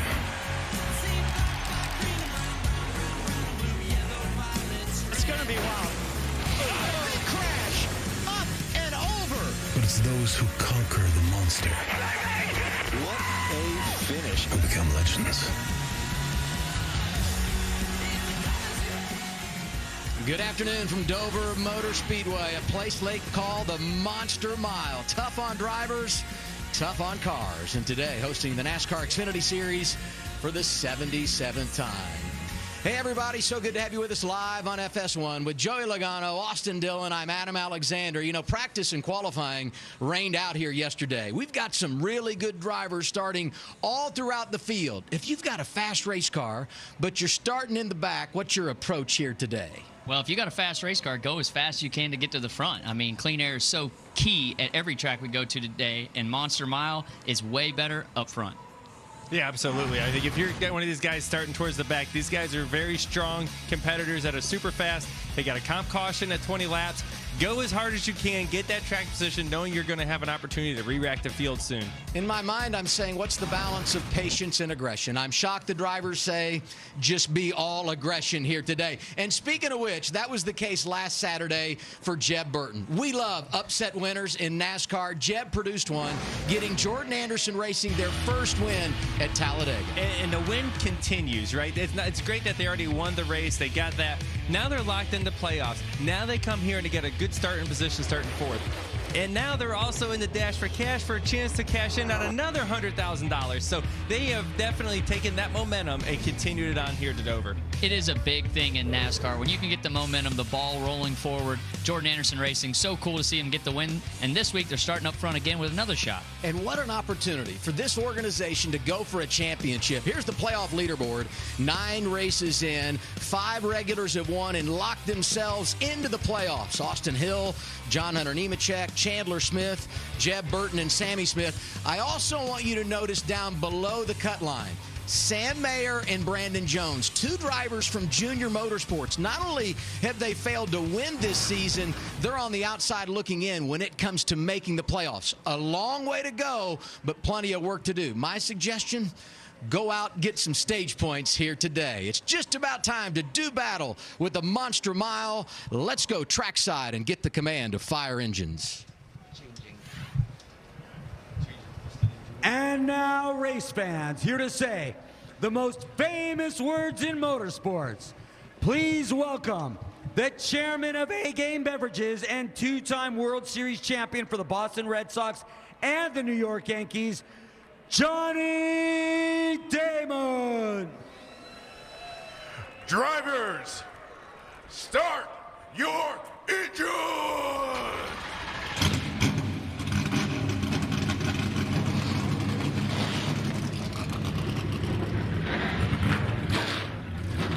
Johnny Damon, no stranger to the highlight reel. Plenty of highlights coming on track today. It's the NASCAR Xfinity Series at Dover. Green flag is next. Dover Motor Speedway, the concrete mile. This is one of the most physically challenged tracks that we have. Fast cars go fast at Dover. It just works like that. This monster will bite you if you're not careful. Contact. Sadler goes sideways, and Allgaier wins it at Dover. Austin Cindric does it at Dover. Josh Berry celebrating at the Monster Mile. Races like, hey, I don't think you have a race-winning car. Though. We've seen it all in the first 10 weeks of the NASCAR Xfinity Series. Today, taking on the Monster Mile. Weather looks pretty good despite some rain in the area yesterday. 63 degrees right now, cloudy skies. And you know one driver that's been seeing a lot of sunshine lately? Cole Custer. I mean, he has been rolling. Some ups and downs to begin the campaign. You see his first 6 races, didn't finish in the top 5, did win a couple of stages at California, but the last 3 weeks, top 5 each and every race, average finish of 4th, and he's earning those points to get a spot in the playoffs. Let's go from the driver's seat. 00 starting on the front row today. Let's talk to him. Cole Custer, Joey Logano up here in the Fox booth. You got us? Yep, I got you guys. All right, we were just checking out your stats. You got some momentum rolling. 3 top 5s in the last 3 races. Starting up front here again today. What are you thinking? Well, it's been a strong track for us, and like you said, I feel like we kind of hit our stride a little bit. So hopefully you can have a good, fast Haas on a Mission Ford Mustang today and keep us up front. I think track position is really going to matter. So it's been a good track for us. Hopefully we can get either at the end. Copy that, man. Well, good luck. We're sure you're going to be up front most of the day. You got that track position you want. Hang on to it. Thank you, guys. Just about time to go green. Let's get a word from our pit reporters. Actually, let's take a look at our starting grid before we go downstairs. And we'll look at these first 5 rows. Check out the names. Rows 1 and rows 2 are the drivers going for the dash for cash. Cole Custer we talked to. Parker Kligerman is on the pole. Row 2, you have Sheldon Creed, who was so good last week at Talladega. And then there's Jeb Burton, last week's winner, going for the $100,000. Row 3 on back, we're seeing some names as we work our way through this top 10 that we don't normally see starting up here because qualifying was washed out yesterday. Yeah, this is what happens, especially after a super speedway event. You have some different players in the games that had a really good finish last week.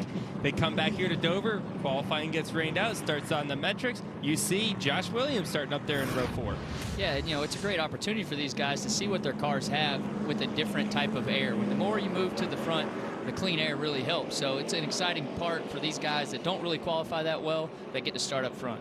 Yeah, we'll see those comers and goers, no doubt, this afternoon. Now we hear from our pit reporters. We got Josh Sims down there with the 2015 Dover winner, Regan Smith. Hey, Regan. Well, Adam, Josh Berry has been on fire this season. 7 top 10s through the first 9 races. In all but one of those races, though, he has had to come from the back of the pack at some point during the course of the event. Today, a little bit different challenge. He's going to start 19th. He's got to come from mid-pack at the beginning of the race. He told me he's not concerned about that. He's got plenty of experience doing that this year. The biggest challenge for him will be keeping the fenders on that race car, keeping it clean, and not trying to get too much too early as he works his way forward. Josh? Well, Regan, it was a scary wreck last week for Daniel Hemrick at Talladega, one in which he flipped and then came to a rest upside down on his roof.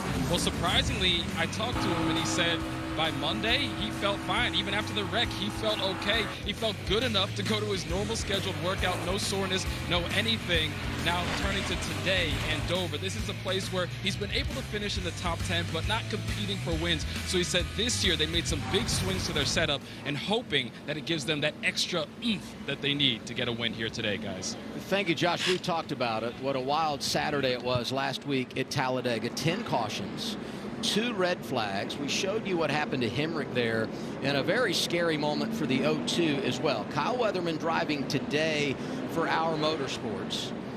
He's in for Blaine Perkins, and this is the crash that happened late in stage 2 a week ago. Up and over, barrel rolling down the back straightaway. I thought the camera work was crazy to see how high he gets rolling down the backstretch above these motorhomes at one point where you can see the roof of the car. Blaine was taken to a local hospital, evaluated, stayed there for a couple of days, then was released. He's back home now. Blaine, we're glad you're home, doing well. We miss you. We hope to see you back at the track soon. And take good care of yourself. And we'll look forward to watching Kyle Weatherman, who's driven this car this season, had success. He starts 35th here today after qualifying was washed out one day ago. Now we look at our race analysis. 200 laps today, 200 miles obviously here on the 1 mile concrete surface. The stage breakdown, 45 laps in stage 1 and stage 2, then a long run to end it of over 100 laps. The one thing, though, we need to bring up here is how strategy will play out. Those tires you were going to use in practice yesterday, they've carried them to the race. Competition caution at lap 20. The big question is going to be, do you come down and use that extra set there, or do you save them until later in the race? Well, I think the opportunity here, lap 20, I think you have to put tires on. This track is very green. We've seen the tires wear out a lot in cup practice just a few minutes ago. So I think at lap 20, you got to put tires on. Where the opportunity for track position to shuffle it up is when you come to the end of stage 1, right? You're going to have less than 20 laps on your tires of green flag racing. You have the opportunity at stage 1 to stay out and then make that a longer run into stage 2. It's all going to depend on what the tire wear looks like after the first 20 laps. It'll get better as the track reps in. But I think for some of the guys that are starting in the back that may get trapped back there, there's an opportunity for them right there. The good news for those drivers starting up front, you have track position, which does give you some options. Among them, Jeff Burton, last week's winner, starts 4th today. Here's what Jordan Anderson, the car owner, said about the significance of getting the checkered flag 7 days ago. Huge weekend for us in more ways than one. I mean, the race purse money goes a long way. You look long term and look at making the playoffs, and I'm all in on this thing. I want us to keep winning races. The first one is always the hardest, so hopefully now that we have this first one won, we can keep adding to that win tally and keep building this team up every year. Going to Dover, the opportunity to win $100,000. Some big teams go against, but the Monster Mile, anything can happen. So I don't think a lot of people had us on their scorecard to win Talladega, and who knows, we might sneak one in there.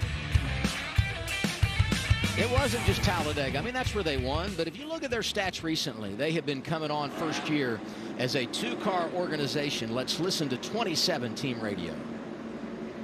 All right, fellas. Last week was good, but it's a new week. Got to keep it going. Run all the laps. take what he'll give us all day. Appreciate everything from last week, so keep it going.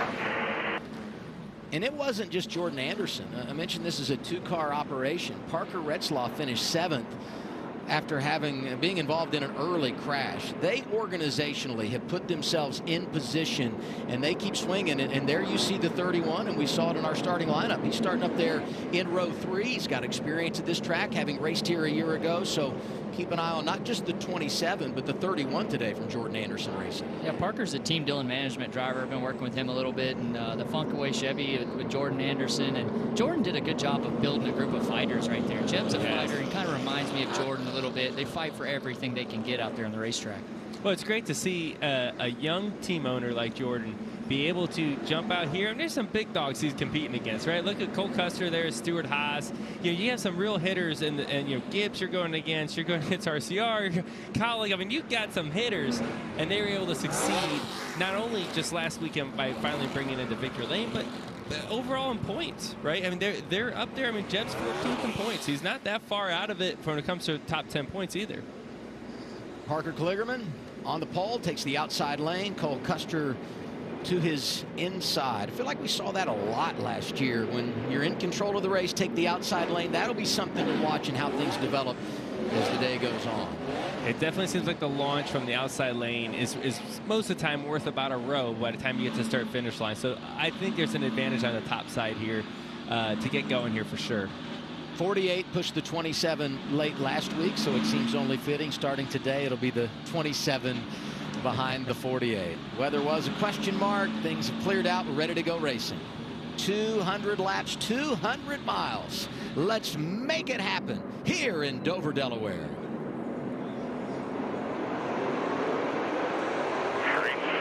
You see that bottom lane. They're spinning their tires on the bottom, but the 2 is Sheldon Creed's giving Cole Custer a good push there. We're going to see this track change right there by half. quite a bit as the day goes on. Inside lane, King to start. Cole Custer jumps to the lead in front of Parker Kligerman. Creed settles in third. Two's racy here to start. They're way loose back there in the back. You see that red car? He was sideways, and they're racing for second. 3 times in his career, Sheldon Creed has been a runner-up. Former Truck Series champion, has not been to victory lane in the Xfinity Series. He takes P2 here, and Jeb Burton looking from 4th. Toyota on board, John Hunter Nemechek, one of those drivers starting outside the top 20 to keep an eye on today. You see that this is where Dover gets kind of fun, right? These 2 lanes that you see here right now. Look at the Austin Hill. He's going to try to go 3 wide on the bottom here, and he's able to get under him. He's going to get tight into 3. Aggressive move early from the 21. Look at the 16, starting 10th, but Chandler Smith is on the move, the rookie for Colleague. Behind him, Brandon Jones in the 9. I don't know about you, Joey, but I'm a proponent of no more practice and qualifying activity at the start of this race. Well, you got so many cars that don't know what your car's going to do, right? You fire off in there. You got to drive it hard. You can't work your way up into it. You got to go hard right off the bat, and you don't know what your car is going to do. It might be real loose, might be real tight, but you have to pounce on the opportunity to pass cars. Coming to the weekend, 2 of the pre-race favorites, no doubt. Josh Berry in the 8, who won this race a season ago, and we're on board once again with the 20 in Nemechek. There is so much passing going on, and we knew this would happen because the field's so jumbled up, right? We have some faster cars towards the back, some slower ones in the front. It's really producing a lot of crazy racing right now. 45, Raja Karuth, full-time in the Craftsman Truck Series. Making a handful of starts this year on the Xfinity side with Tommy Joe Martin's Alpha Prime Racing. This is the circle on board camera, the driver's eye. Yeah, one around. Jeremy Clements in the 51. First caution of the afternoon, 5 laps in. No damage there. Just got sideways getting in. Clements was up inside the top 10, running 9th when it got away from him. It looks like he probably just got loose on the Riley Herbst there, most likely. Does a good job staying off Riley, and ultimately a good job not hitting the wall. And everyone else doing a good job not hitting him. Yeah. Very fortunate there. Unfortunate the fact that he had that track position. Now he's got to go back to the back and kind of work his way back forward. But a lot of these guys, only 5-6 laps into the race, they're probably keying up, trying to give a little information to the crew chief to tell them for that competition caution at lap 20. Cole Custer's led every lap so far. 6 complete at Dover. Creed, Kligerman, Austin Hill, Chandler Smith, your top 5. Getting ready for a restart here at Dover. Some big movers early because some big-name drivers started in the back. Sammy Smith +9 after rolling 28. Justin Allgaier in the top 10. +7 for Ryan Sieg. Good day so far for John Hunter Nemechek. We had the choose as we come to the restart here. Cole Custer said, give me the outside lane. RCR teammates, your guys down there working together in that inside lane. Yeah, I'm pumped up after the original start. Sheldon really looked racy to start. The 21 was hunting the 48 pretty good. So we'll see how these RCR boys do right here. See if they can work together and take the lead back from the 00. A little bit older tires on this restart. You're going to have a little bit more wheel spin. Nope, be ready for that. Drivers in the pylon highlighted in purple going for the $100,000. The dash for cash. Competition caution coming in 10 laps. I tell you, that's one thing I've seen already 2 times. Sheldon Creed in that 2 launches through the restart zone to the start-finish line better than anybody. He pushed Cole Custer on the original start. On the restart, he just beat Cole Custer up through the gearbox. I would say help from the teammate. I think that was all on the shoulders of Sheldon Creed. He was shot out of a cannon on the restart. 2 out front. Yeah, they both look good. Good launch on those starts. That definitely helps when you can come off the bottom and show a command like that. Austin Hill comes through to second. 1-2 at the front for RCR. Sheldon was top 10 here a season ago, and this is a group that has a lot more momentum in the first 10 races of 2023 than they had a year ago.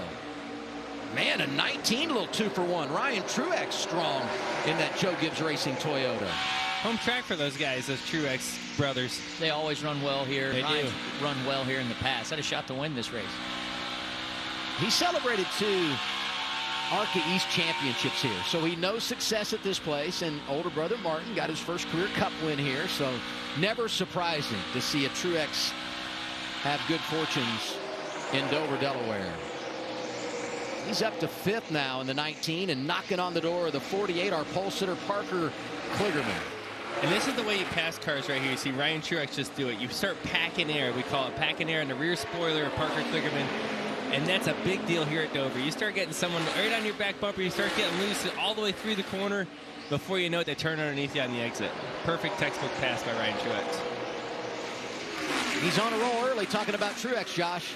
Yeah, and guys, remember, Martin Truex has a few starts this season with JGR. He just has 6 of them, so 2 left for him. He started the season hot, those 2 top 3s. As of late, he's been struggling a little bit, but he said his problem is always when it comes to knowing he has limited starts. He always pushes. He always wants a little bit more, and he has to talk to himself and tell himself, hey, at the end of the day, I need solid finishes. That's the most important thing. I want the win, but I need the solid finish.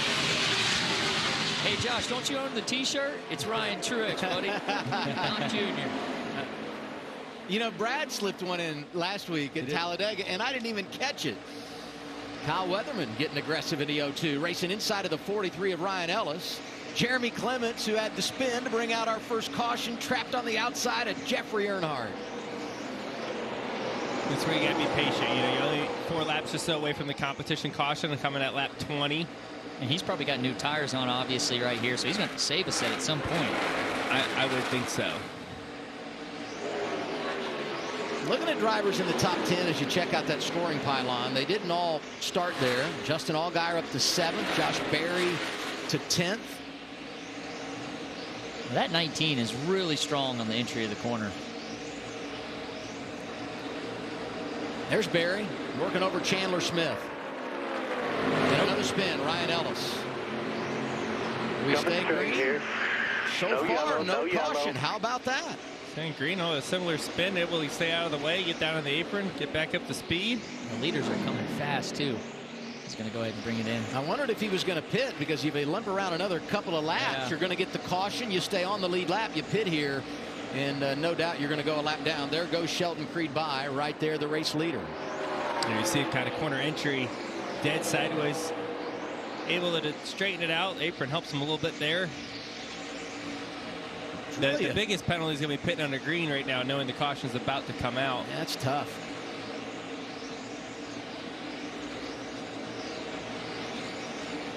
Cole Custer led the first 9 laps after starting on the front row.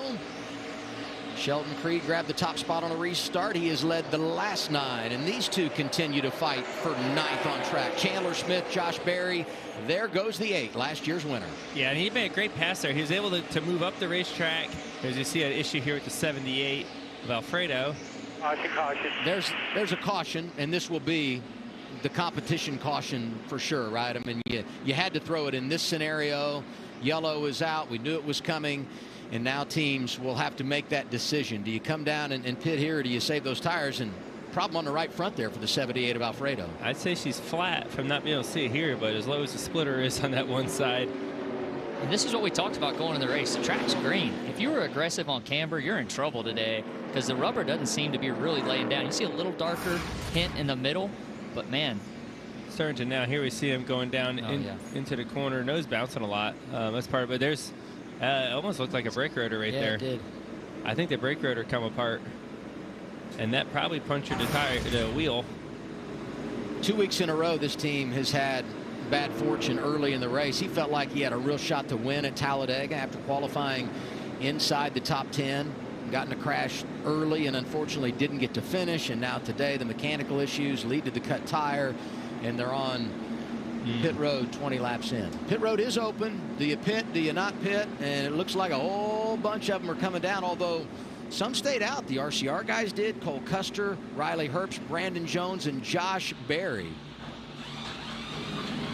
A bit surprising here. Yeah, it's interesting. They're obviously not worried about tire wear and feel pretty good about the position, try and save that set for the next staging, I guess. I wonder how much of this decision is about saving the tires versus just maintaining track position at the front of the field. You don't want to give it up, and you know, we're going to go back to the green flag inside of 20 laps to go in the stage. We'll see where the balance is on tires versus the track position. Caution number 2, our comp caution. Sheldon Creed leading at Dover. Pit penalty. Getting ready to wrap up stage 1. Let's do a little Xfinity Series index. Stock up. You got to go with Jeb Burton, who won last week. Cole Custer has been on a roll. We talked about earlier. And Sheldon Creed, the runner-up at Talladega. His teammate Austin Hill on a bit of a slide after winning 3 races out of the gates. Riley Herbst still looking for his first win. They had all those top 10s, and now they can't get it going. And Junior Motorsports is winless, which is really incredible. Just got to note, Justin Allgaier, one of those that pitted, was speeding, so he drops to the rear, losing some more track position. The choose, Sheldon Creed takes the outside, Austin Hill takes the inside here. Yeah, this is the first time we've seen Sheldon Creed take the outside as the leader. We'll see how he does here. We've seen so far, he's had great launches. His teammates at the bottom. He's got a little damage from that brake rotor, too, right there on the front end. Right by the grill for the 2 car. Hopefully it doesn't affect the handling too much. But if he gets that clean air, he'll be all right. Inside lane worked just fine. Outside lane, another great launch for Sheldon Creed. He jumps back to the point. Austin's up here. Austin Dillon. He's pretty excited. He's shaking his head right now. Both RCR cars up front. They definitely both fire off really, really good. What happens on the long haul is the big question. Austin Hill, though, pressuring Sheldon Creed big time. Yeah, cycles on tires like that, letting your tires cool back down. They got to go quite a ways here on this older set of tires. It's going to help them if they can get to this stage break in 20 laps. Well, Sheldon's going to have to go because he's Austin's going to keep dogging him right there. Eventually, you might get him. The Smiths doing battle. Chandler and Sammy racing right around 10th.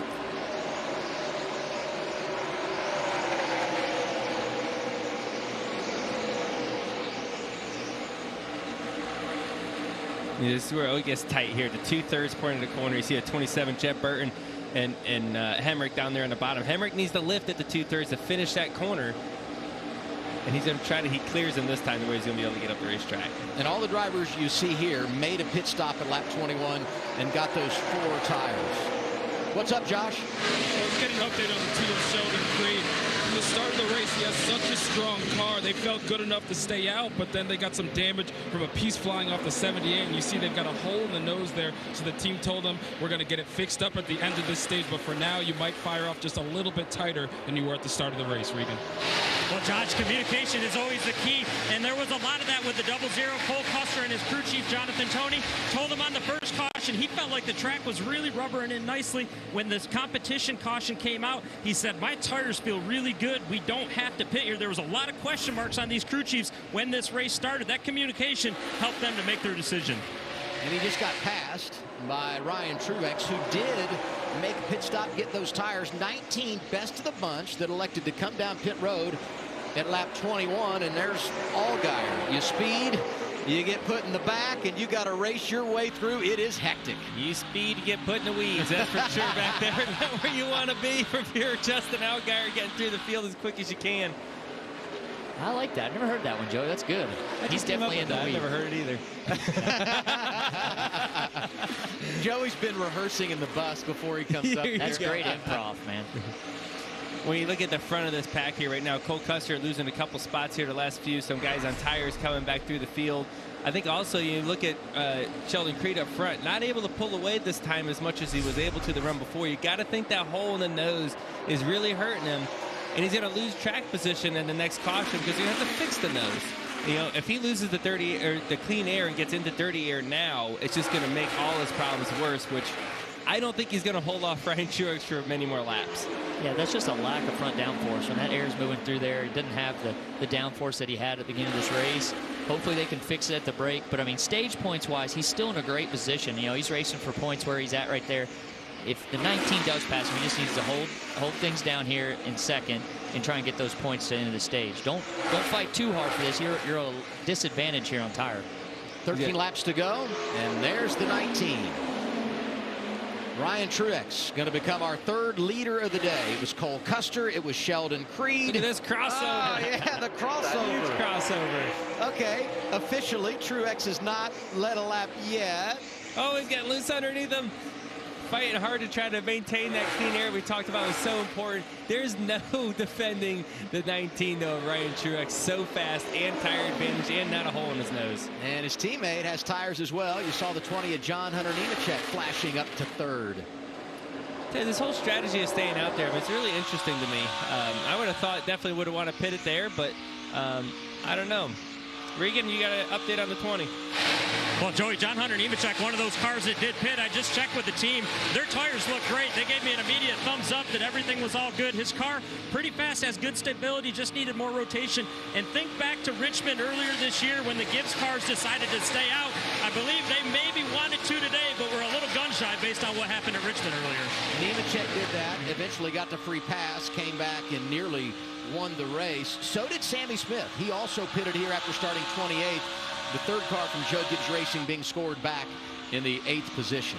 It's something I see about this racetrack right now. Look how dark it's getting. All that rubber being laid down. John Hunter Nemechek noticing that, moving up the racetrack, trying to find that clean air against the 2-car here. Following him is not what you want to do. You want to get air on the nose, so you got to get way up the racetrack to get that. Turns down the hill, huge run. Can't stop that one. That's one of the most fun positions to be in as a race car driver, when you're looking out the front and you can search a little bit and find that clean track up the hill and get those huge runs. Those guys are still on the bottom and cross them over. It makes you feel like Superman. It definitely does. If you're going to win today, I feel like you need to have a red, white, black car, because you had Custer up there, you had Creed up there, Truex is leading the race, Nemechek, similar paint scheme. Fast colors. For Truex, though, this is his 89th start, only the 8th time he's led in Xfinity competition. And you look at our Toyota top performers, Truex on point, Nemechek second. I mentioned Sammy Smith back there in the 8th position. And you say it's only the 8th time he led, but I bet a lot of those times he's led, it's been here in Dover. He's been very strong here in the past. I remember Phoenix, really good to him when he was driving that 8 car for Junior Motorsports, nearly won. Don't recall if he led laps that day a handful of years ago, but those are the types of tracks where he seems to really enjoy success. Cole Custer out front for the first 9, but he's drifting back on those older tires. Sammy Smith trying to get by. And Cole Custer fighting hard for stage points at this point. Kind of a surprise, but it goes to show what tires are worth, right? And all the crew chiefs right now are taking notes. They're saying, okay, how many laps of green did we run before this? When did everyone pit? And what are these tires worth? And it looks like guys are really able to drive through the field with tires on.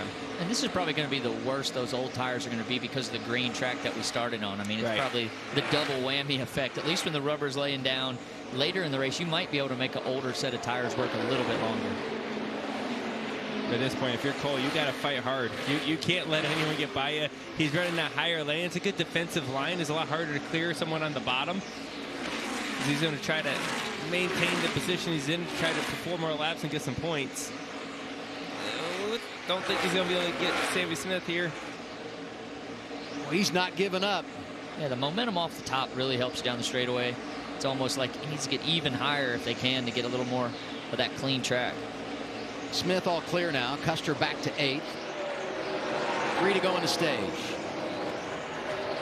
Parker Kligerman 12. Jeb Burton right behind him. A couple of Dash for Cash drivers that started up inside the top 5. Ryan Sieg in that mix. So good last week at Talladega before getting involved in that accident late. Some lap traffic now for Ryan Truex, who is 2 laps away from winning the opening stage. And he is checked out. You see it, almost a 2.5 second lead. Just chilling right now. Way out there, you see the second place car, John Hunter. Here comes a third of Sheldon Creed. Side tight, barely there. You're clear. One more mile for Ryan Truex in this first stage at Dover. The lucky dog battle right behind him. You see as he passes these guys are going to right behind him. We're going to fight super hard to try to get the lucky dog. They know it's between them two. Ryan Truex had never won a stage. We talked about his stats as far as leading laps, but he's going to check the box today. Stage 1 at Dover goes to the hometown driver, right? This is his home track. Truex wins it. He's got a hot rod today. That thing really scoots through the corner, and it'll be interesting to see what the strategy is now. He's got that stage break. Can they take tires again here? Man, I don't know. I mean, it's an opportunity to stay out here, but we'll have to wait and see when we get back from commercial. Nemechek is there. Creed, Hill, Barry, all getting points. 45 laps in, stage 1 in the books at the Monster Mile.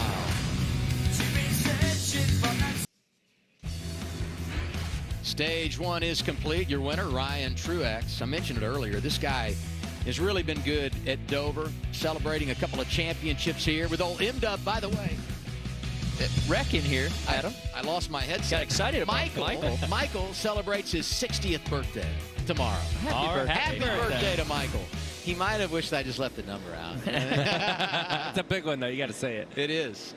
And we were mentioning the numbers earlier, but what Ryan Truex has been able to do so far this year, a couple of top 5s, last couple of finishes outside the top 10. They will pit here, and looks like they're bringing everybody else with them. Here they are, Regan. Adam, the 20 of John Hunter Nemechek needed to be freed up the first run. Still needs a little bit more this run. Said he just can't complete the corner the way that he wants to exit off the corner the way he wants to right now. And the 8 of Josh Berry, his car started tight, continued to get more tight as the run went on. He was guarding against the right front tire just a little bit at the end, Josh. Well, the biggest concern for your stage 1 winner, Ryan Truex, is that he's starting to lose grip in turns 3 and 4. Remember, he already came in and got a set of tires, getting tires once again, and then moving on to the 2 of Sheldon Creed. He had that damage on the nose, so they're going to tape that up because he's starting to get tighter and tighter towards the end of the run. Race off pit road, always big at Dover, and it's going to be Ryan Truex who holds serve. And not bad for the 2 car of Sheldon Creed with all the work they had to do. We're 50 laps in. It's been the Ryan Truex show. He wins the stage. Look at the hair. 2009, 2023, 14 years later. It's glamorous. Catch week 3 of the USFL season on Fox starting tonight as the Memphis Showboats take on the Houston Gamblers, 7 Eastern time. Then tomorrow, the New Jersey Generals take on the Michigan Panthers at 4 o'clock, all on Fox and the Fox Sports app. Getting ready for stage 2. Let's go to Josh Sims on pit road. Yeah, and some trouble for the 98. They think they got some damage with something falling on the roof of that 98, so damage to the roof hatch. They came down to address it. It looks like they're going to have to come back down and try and fix that up. So you see them back on pit road to try and address this. And a rough start to the day for the 98. Remember, they also got a penalty earlier for speeding on pit road, guys. Yeah, he gets the speeding penalty, and he wasn't the only one making stops here at the end of the opening stage. 31 of Parker Retzloff also got a speeding penalty, so lots of adversities to overcome. There's an interested onlooker, Eric Almirola, checking out the action. Sitting on the, I guess he's on the Cole Custer box, maybe? I think he's on Riley's box. Was it Riley's? Richard Boswell. Oh, it was Richard. Yeah, that was. You see them, they try to tape up the NASCAR's roof hatch here, cut that so it doesn't fly up, and then NASCAR's making them cut it, which I don't know if the tape's going to do anything if it's cut. Yeah. So their roof hatch issues may continue. Kyle Weatherman stays out. Last pitted at lap 21. Takes the outside lane on those older tires. And he restarts alongside stage 1 winner Ryan Truex. If you're Kyle Weatherman, pull them belts tight, a little tighter this time, because you're about to get eaten up. John Hunter's probably going to go 3 wide to the top right here. Should get interesting. And you called it. There goes John Hunter trying to get 3 wide top off of turn 2. He's going to get there. Oh. He was a little cautious there, just in case, because that's one of those situations. You get a little trust factor there. If the 0-2 of Kyle Weatherman comes up and pins John Hunter in the wall, he has one of the fastest cars and he's wrecked. So there's a little rubber left, little rubber up there. He was having to drive through. It was a little cleaner, just a bit lower. So he tried to make it work, and he's in the right position now. Look at Allgaier. Had the speeding penalty, pitted for those tires, and rallies back inside the top 10, top 5 now. Racing Sammy Smith. Chandler Smith is there. Sammy got in there, got a little loose, washed up the racetrack, opened the door for Chandler Smith to stick his nose in there. Watch the 9 car here on this replay. He lost a lot of positions off of turn 2. He got real loose. Oh. You didn't want to be up there. Look how dirty it is. Look at all the dust coming off the back of that car. Not cleaned up yet, way up top yet. That was a team I was anxious to watch today. This has been a pretty good track for Brandon. And his crew chief, Jason Burdett, is the one that really enjoyed all that success over the years with Justin Allgaier here at Dover. I felt like they were a group that had a chance today, but when he went wide, lost the momentum, has put him back in the 17th position. Daniel Hemrick came to play outside of Sheldon Creed.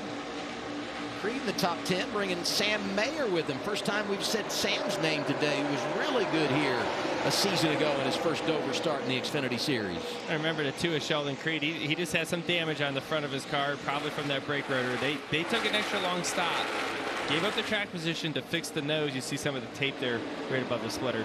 If he can make this work and get back up inside the top 5, I think he's going to serve notice how fast that car is, because we all wondered, what's he going to do in the dirty air? They've got it fixed. He's racing around some cars now and continues to show some speed in that too. You see that group there in front of him. Those 3 cars. You got Chandler Smith, Cole Custer, Josh Berry all racing each other. You know, it's early in the run still. You see everyone's still kind of buried to the bottom. But we also saw last run, as the tires kind of wore, they started moving up the racetrack. So right now, everyone's just kind of grinding it out on the bottom, waiting for the car in front of them to slip up, right? Someone just gives them just a gulp of air is what I always call it, just a gap, just like that. Cole Custer able to get a gap, get really close to Chandler Smith, try to pack that air on the rear spoiler. Not enough to make it happen that time, but that checks him up enough for Josh Berry to get there. Chandler Smith's been doing a really good job this entire year, racing up front, putting himself in positions to be up front. He's an aggressive driver. I've been impressed with him in the Xfinity Series. And, this has not been a track that's been great to Kaulig over the years. So for him to come here and do it speaks to how talented he is. He really, on multiple occasions this season, has shown what he's got behind the wheel. I think about Las Vegas, certainly the win at Richmond, and racing side by side with a driver who's won here. Cole Custer in that 0-0 continues to fight. And Chandler's fighting hard. You see how Cole's really underneath him. Chandler pinched him hard at the 2/3. Didn't allow Cole to get the run off the corner.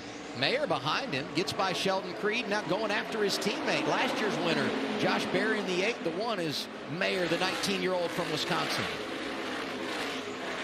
Ooh, a little nudge there. What about that one car, Regan?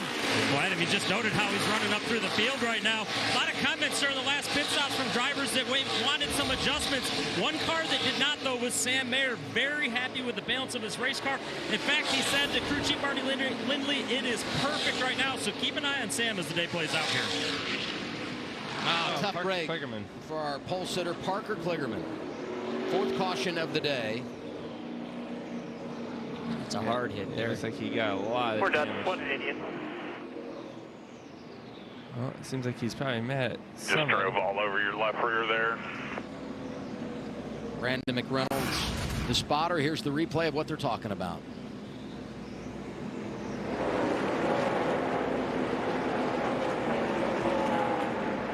Just tags him in the left rear, just barely enough to send them around. And there's not much room to go spinning here, especially, well, really anywhere at Dover, but you come off the corner, get tagged like that, you look at Parker in there wheeling it, trying to save it, and just gets finished off. 24 kind of just stays in it, too. Give him a chance, but Corey if he Heim lifts, he's going to be the guy in the same situation there with the way the banking works. Corey Heim driving the 24, making his Xfinity Series debut, regular in the Craftsman Truck Series. 3 career wins, including a victory earlier this season at Martinsville.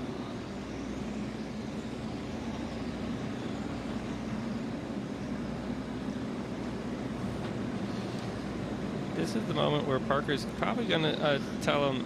This is a welcome to the Xfinity Series? Is that what this greeting's going to be? This isn't, no, the welcome may come later. This is going to be the what the heck were you thinking gesture. Yeah. Some nice parting gifts. Tell him he's #1 in his heart. Yeah. That's really all you can do at that point, you know? Your car's wrecked. That's the 2nd time in 3 races. The bird has been flying in the NASCAR Xfinity Series. Ryan Truex flying out front.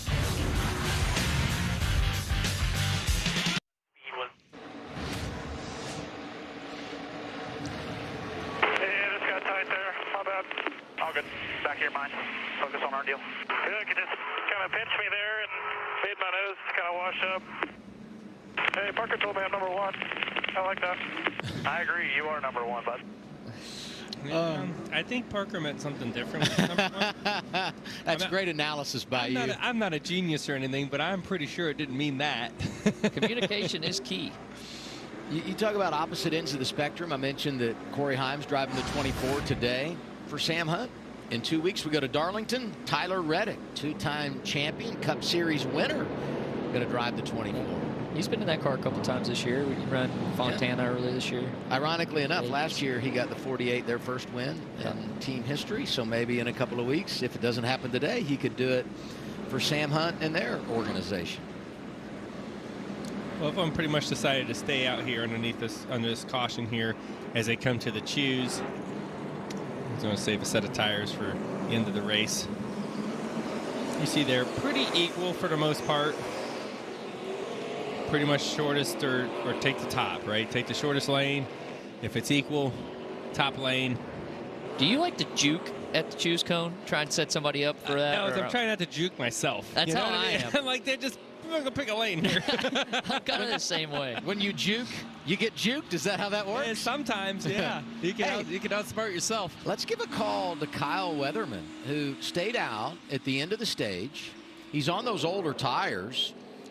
He's done a tremendous job. I didn't really see that good. coming. I really thought he would get swallowed up by the field a lot quicker than he did, and he really kind of found himself, obviously he's still 6th, right? He kind of was just able to settle in right there.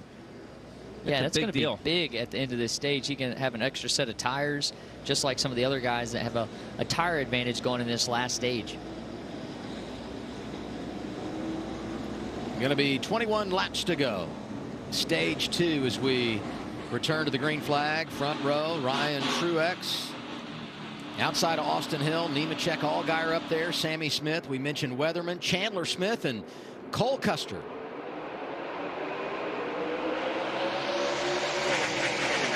You see a top lane getting a good push on the outside. Both those Gibbs cars working well together to Austin Hill not going away. Hard right here. Almost cleared him. Not quite, though. This is where he's going to get loose under him and see him wiggle up the racetrack. The bottom lane has really fought hard today, harder than I thought. You know, most of the time that outside lane has such an advantage, but they've been able to keep up through 1 and 2. Truex back on point. He's led 33 laps today, and if you're just joining us, won stage 1, his first ever stage victory in the Xfinity Series.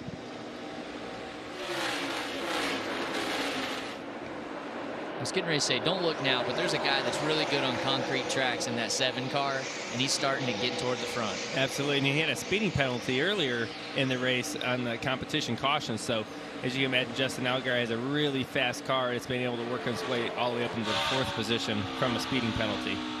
That 7 car, I feel like, has been good at Dover forever. 2 wins for Allgaier. Really, since he came back to Junior Motorsports in the Xfinity Series, he's a player here every time.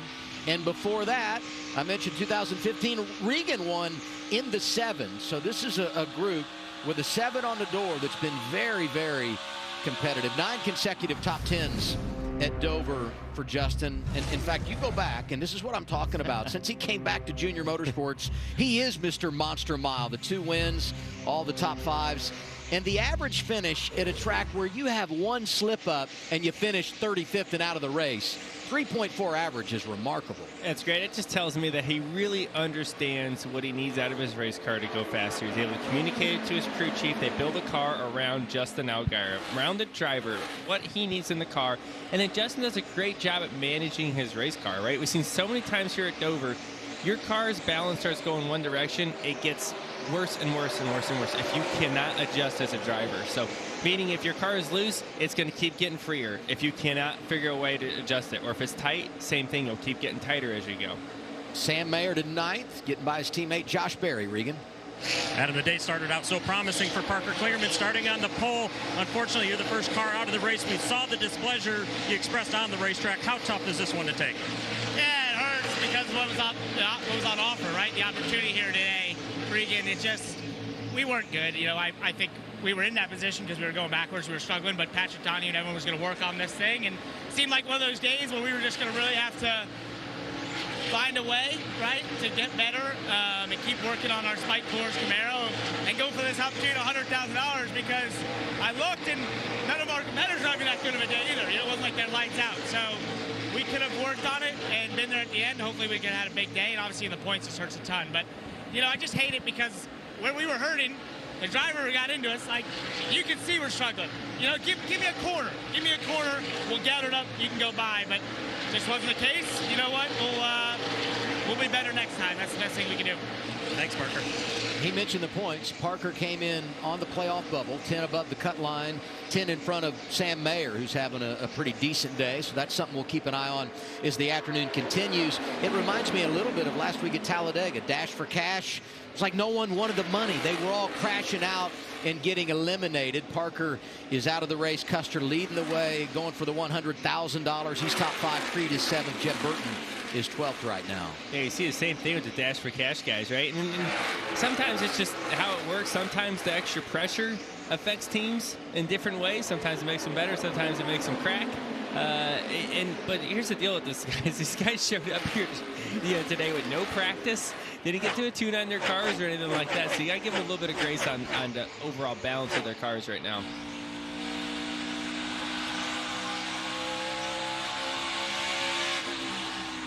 Raja Caruth, 22nd. Second time he's been to Dover in an Xfinity car. Busy time of year for him.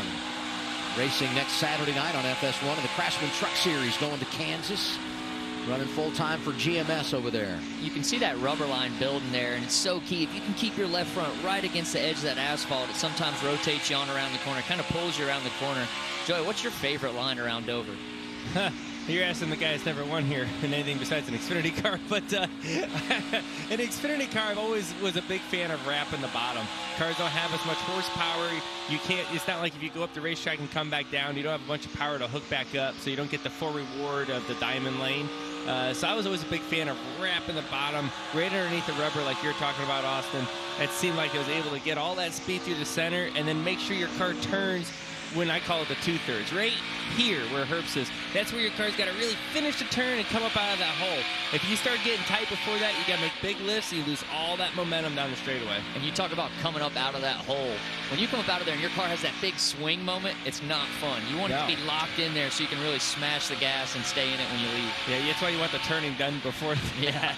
You see Riley's going to try to get around the bottom underneath Leatherman here. It's still on those old tires, but he's still hanging pretty strong. This is the Ford Performance onboard camera. Herbst trying to get back to the top 20 after multiple pit stops and that speeding penalty. Look at Ryan Truex. Look how working fast the he lap is. traffic.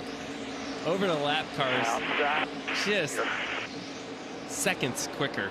When you see a closing rate like that, he is multiple seconds quicker than those cars. You mentioned earlier that Truex had led in only 8 races in his career, 47 laps out front today. And he had led 67 laps in his career in the first 88 starts he had made in Xfinity competition. Career afternoon for the driver out of New Jersey, calls this racetrack home and trying to do something his brother Martin did here on the Cup side, and that's get your first career victory. Today would be the first time he pulled into victory lane. It's early, but he has made himself the favorite. He's catching these lap cars at such a high pace, they don't know which direction to go. They can't get out of his way quick enough as fast as Ryan Truex is right now around this racetrack. Sheldon's fought back to 7th place, but I really think the damage on the front end of his car has kind of put him where he's at. You know, his car had so much speed earlier, and I don't think they've completely fixed it. I think at this break they really need to work on it, try and get that front end fixed, and maybe he can show something later in this race. But you know what? He's getting those stage points and in position to do it again. You know, last year he entered this race 45 points below the cut line. Today he comes in nearly 40 above. That's like a better than 2-race improvement over last year. So they've done a lot of positive things this season, and even though they had the problem where they got the damage, they're fighting through it and salvaging a very solid day and not out of the game yet. 3 to go, stage 2. You see Ryan Truex is just waxing the field right now. I mean, he is, you know, 3.5 seconds in front of Austin Hill right now. It's just incredible the pace that he's carrying, even through lap traffic. He's getting after it.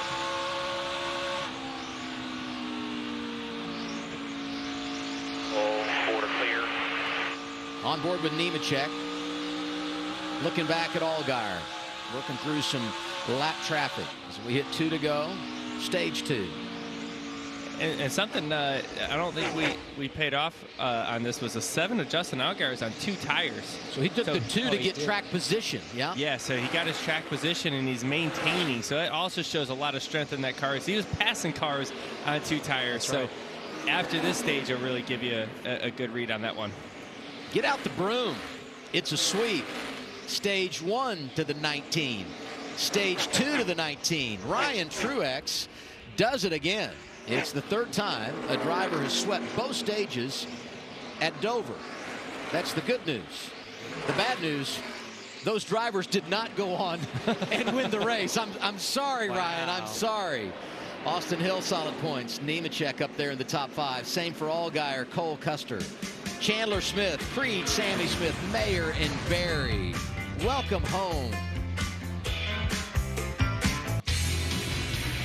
I feel like the last segment, Joey said something about, yeah, I've never been good here. I've never won here. Oh, well, I won a couple of Xfinity races. How about 4 in a row? I was good here in an Xfinity car for sure. I had that part figured out for a while. I just love that you didn't discriminate. You said, you know what, if I sweep the season for Joe Gibbs Racing, and now I'm going to Team Penske, I'll get a sweep for them as well. I had to prove it wasn't just the car. You know, as a driver, you got to prove both sides. Did you start on the pole in all 4 of those too? Or is that, did I make that up? Yeah, okay. we did. Yeah, we did. It was a pretty dominant little couple years there. Reason and, I asked. I haven't been able to get a ride to drive one since. I don't understand. If there were stages, then you would have swept the stages. That's why that stat is the way it is. It's been that long since I raced here. Pit road is open, and everybody going to pit here, no doubt. Get ready for that long run that we'll get in the final stage. Ryan Truex leads him down. Look at his advantage pulling in. That's got to be a good thing as he makes the pit stop. Here they are, Regan. Out of the 20, John Hunter Nemechek still struggling to get that car exactly like he wants. The middle continues to be the problem. He can't go back to the throttle the way he wants to because he gets a little bit tight through the middle. And the 00 Cole Custer, his race car is solid. He likes where it's at after the run gets into a few laps. Problem is it starts off just a little bit too loose for him with the back sliding around. Josh? Well, the 19 of Brian Truex, stage 1 and 2 winner, said that's the best his car has fired up all day. They're going to get 4 tires, but he didn't want anything done to change that car. And in terms of the 21 of Austin Hill, he was getting tight towards the end of that run. He said it was getting edgy into 3, so they made an air pressure adjustment to help him out. I think that's a good call by Ryan. I wouldn't want any changes either, but he does not win the race off pit road. That goes to Austin Hill, who has that #1 pit stall. What an advantage that is for driver 21. Truex is second. Nemechek holds his spot in third. Custer and Chandler Smith both +1.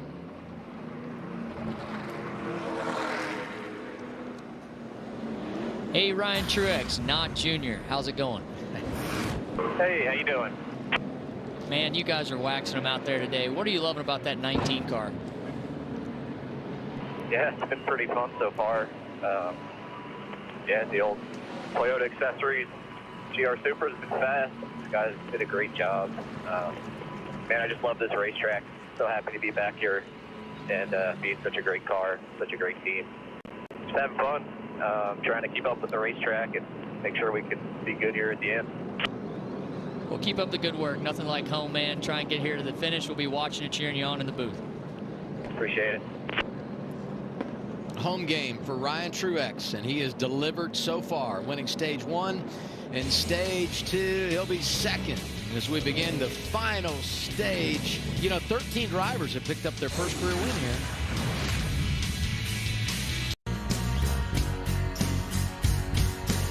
Drivers, start your engine!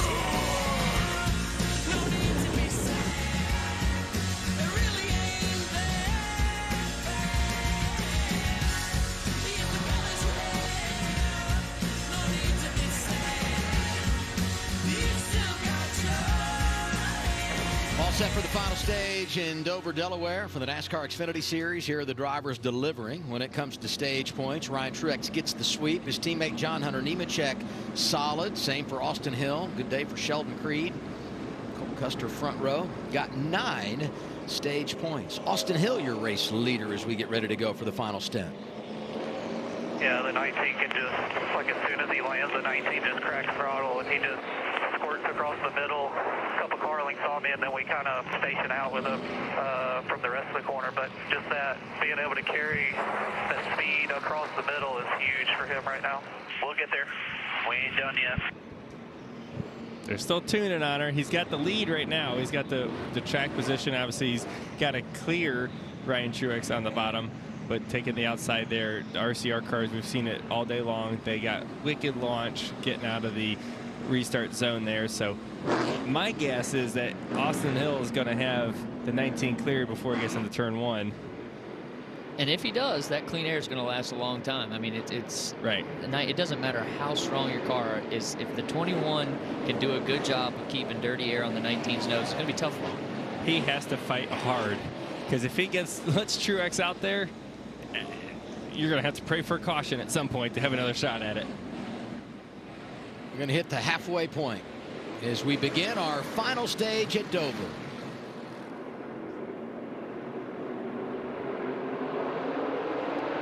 Green coming up to our bump here. Hold it straight. On you now.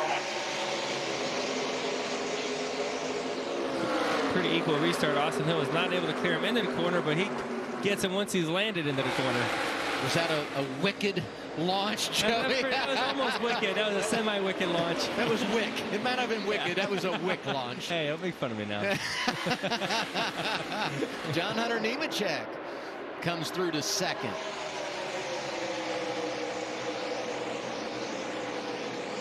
Side by side for fourth. Cole Custer's got Sheldon Creed right behind him. Chandler Smith up there on the top side, really hanging on. Sammy Smith going 3 wide into turn 3. It's going to be tight. Creed. Hold on to it. Hold the brake here. Hold the brake.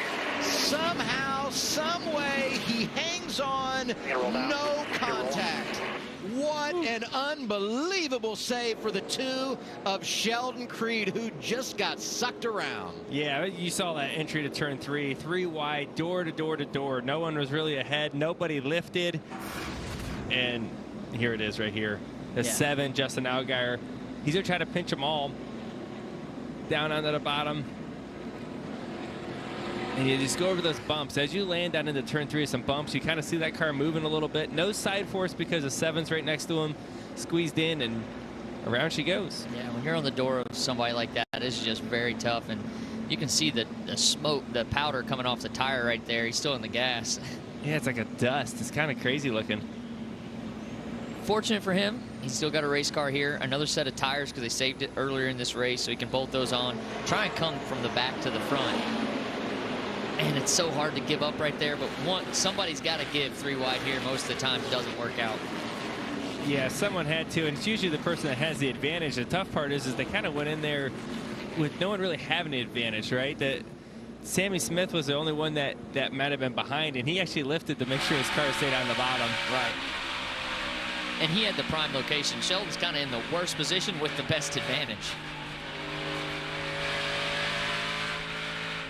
Let's ride with Raja Karuth, driver's eye. Racket out the front, racket out the front, racket out the front. The field did a really good job here. On the brakes, blah, blah, blah, all the way, all good. Yeah, that could have been way worse. They all scattered, did a really good job. I'm going to throw this thought out as he pits here. There's going to be 97 laps to go when he pits. This is beyond what we anticipated the fuel window would be. However, you get a couple of cautions. If you got to play the game and create some track position, this could be it. I doubt it, but it's not out of the realm of possibility. Yeah, a couple cautions, and maybe you can, gosh, maybe you can tie it together. If it runs green from here, maybe he can save enough under green to not have to pit if it runs green. Probably not going to happen, though. And I tell you what changed his day is that damage right there you see on the front end. That's a big gaping hole there, and they didn't get it fixed. And it's tough, man. You're trying not to give up track position, but that's a big hole. Yeah, maybe right here they can fix it since they're going to the tail. They're going to fix it right this time. They got the time to do it, nothing to lose. Make sure it's on there good. Did we tell you it rained here yesterday? Did you see all the water that was standing in and around the pit box when the crew was getting ready to go over? That's got to be a bit of a distraction when you're, I mean, not in this situation really, but if you're coming down for that money stop, that could be something that creates a hiccup for one of these teams. Hey, these guys are so aggressive pitting the car now, right? If the bottom of your shoes are a little wet, you jump off the wall, you're going to go for a slide. A little soggy feet. Pretty sure concrete's not that soft. Let's get a little Justin Allgaier radio. I didn't need to do anything different there, did I? I mean, I don't think I did, but you'll have to be the judge. No. The 2 needed to cover his bottom, not let 18 in there. He left the door open. 18 was aggressive, as you might expect. Yeah. Yeah, I'm not putting this on Justin Allgaier in any way, right? They're 3 wide. It's going to be tight no matter what. You know, everyone's got to give a little bit. He's on the outside. I mean, he did squeeze him quite a bit, but he's already 3 wide. The track's only so wide, right? And that's kind of a narrow entry. You can't enter much higher than where Justin was at already. And he took just the risk. Racing. He took the risk himself to stay there, right? I mean, the 2 could have slid into him and took him with him. He was taking a pretty good risk. They all were just hoping that somebody lifted. 200 laps today, 400 tomorrow. NASCAR's Top Shelf racing for the 11th time, 2023. Pre-race coverage. By the way, make a note of this. Moved up to noon. We're racing at 1 right here on FS1 and the Fox Sports app. Joey starting 26th. Austin coming shotgun on the field in the backup. And Josh Berry going to be driving the 48 tomorrow for the injured Alex Bowman. Alex injured in a sprint car crash this week. Alex, we're thinking about you. Get well soon. We hope to see you back at the track. And it'll be the second stint for Josh Berry in a Cup car this year because, of course, he drove that 9 car with Chase Elliott in the broken leg earlier in the season. got our work cut out for us tomorrow, Austin. Oh, we are starting buddy. in the weeds, Let me not tell where you you. want to be. We didn't even speed and we're in the weeds. We didn't speed enough. That's what the problem was. Yeah, we didn't go fast enough. The monster bit me early this morning. I guess I was just a little too confident and she didn't have enough grip for my mindset. Just pretend that you were going to get a speeding penalty in the opening set of stops. Okay. And now you're ahead, actually. You Yeah, know what I mean? okay. Well, I was just hoping we anything. qualified today, you know? I just really needed qualifying to happen. We got sunned out instead of rained out. I didn't gain or lose anything. It was bizarre here, wasn't it? Yes, it was. Had a little mist after practice and with the Xfinity race, and you know the weather forecast hasn't been unbelievable this weekend, and so NASCAR said we're going to wash out Cup qualifying, and at least you guys got a little track time, which could help tomorrow. I know Austin, of course, you're in that backup, so that'll be tough. Little is an exaggeration. One lap. Front row, Austin Hill, John Hunter Nemechek. Hill goes outside. We'll see if he gets that wicked launch again.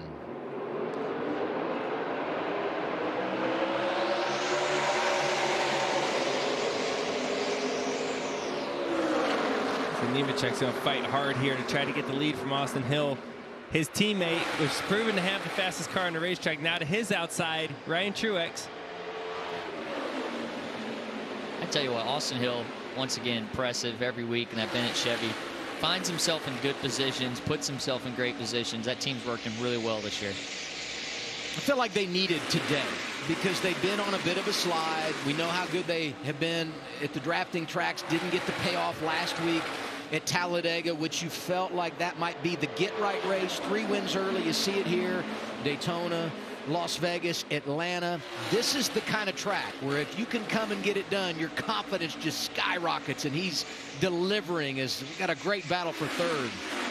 You see Cole Custer back there just behind this battle, racing side by side, trying to get the third. This is where it gets always so loose into the corner when you're side by side into 3. Cole knows that. He lifts early. He's going to wrap around the bottom, looking to charge the center of the corner. Then they get to the 2/3, and it gets a little bit tight for both of them.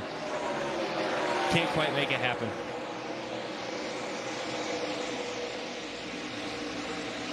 Another one of our Dash for Cash guys having problems. Parker Klickerman is out. Sheldon Creed brought out that last caution after the pit stop and the restart. He's 23rd. Carrying the cash around right now, Cole Custer, 3rd. Got Jeb Burton, 13th. We highlight those drivers in the pylon in purple.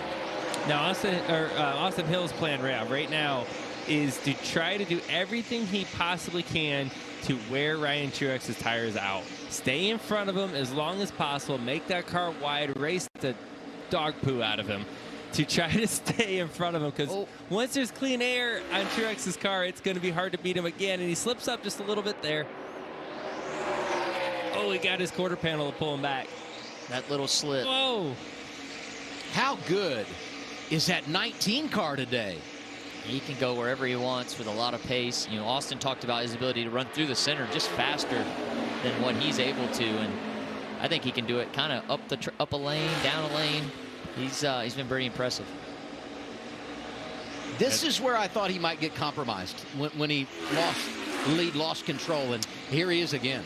I think the only thing that could compromise him is they don't have an extra set laying. You know, these guys have an extra set. Some of them do. Here's a replay of the move. You see him get underneath of Austin Hill off of turn 4, clamp his quarter panel. That's a lot of drag on Austin Hill's car. Able to get position, get a little loose at the landing. I think that spooked Austin Hill a little bit. Yeah, and off he went. You think he heard the old tire squall underneath him? He probably thought about it. Here's 19 radio. I think he knows this shot there, man. Deep breath. He said, tell the 21 he didn't mean to run him up the track. He just got loose underneath. Sure, thanks. What are you supposed to say back? He makes that pass, and already his advantage over second is, you know, well over a second. I mean, he gets by and starts just checking out with that clean air. Yeah, but obviously he's still going to pit one more time. Yeah, everyone should. Yeah, I don't think they can make it from here, so they're going to have to pit one more time. Obviously, plenty of opportunity for everybody to make something happen still. We talked about the possibility of Sheldon Creed maybe playing strategy because they made that pit stop with 97 to go after sliding sideways, but he has been on it since the restart, up 8 positions. Make it plus 11 since the restart now. He's up to 18th. Probably be in the top 15 when we return. We're going side by side. Ryan Truex, your leader at Dover. Austin Hill, John Hunter Nemechek, Cole Custer, Justin Allgaier, the top 5.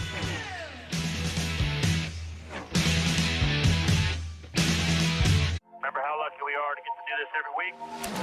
We remember the racing, the action, I'm speechless. This is the greatest day of my life. the calls, the community. But when we look back, we also need to remember the men and women who serve this country and all they do to keep us safe and free.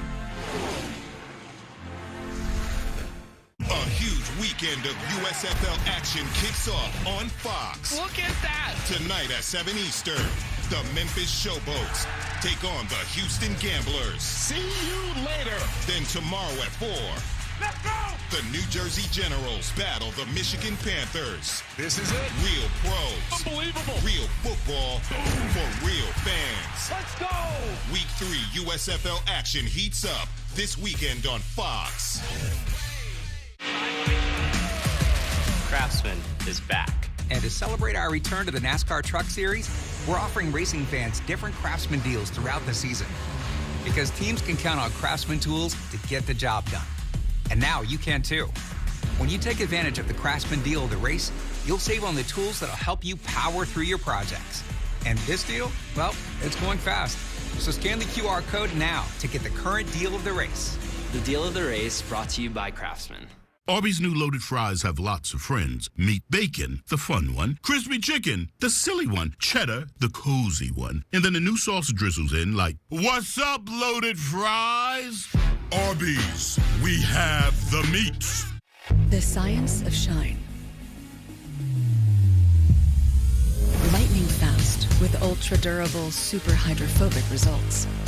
Mother's CMX line of car care products. The advanced science of shine. There's a thin line in the NASCAR Xfinity Series between being a name they know and being a name they'll never forget.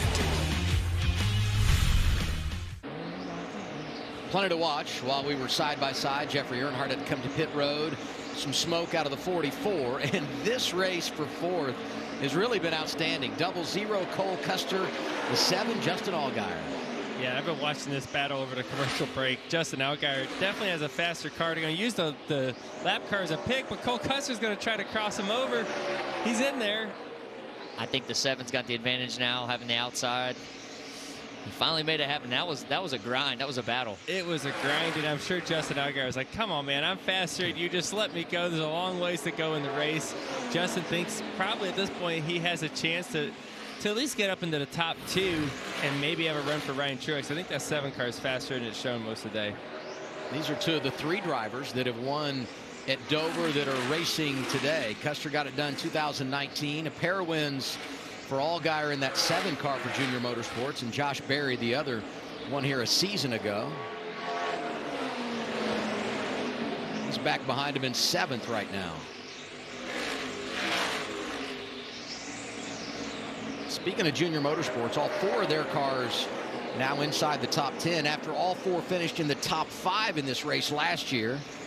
It's only the 2nd time in series history that had happened. Joe Gibbs Racing did it once.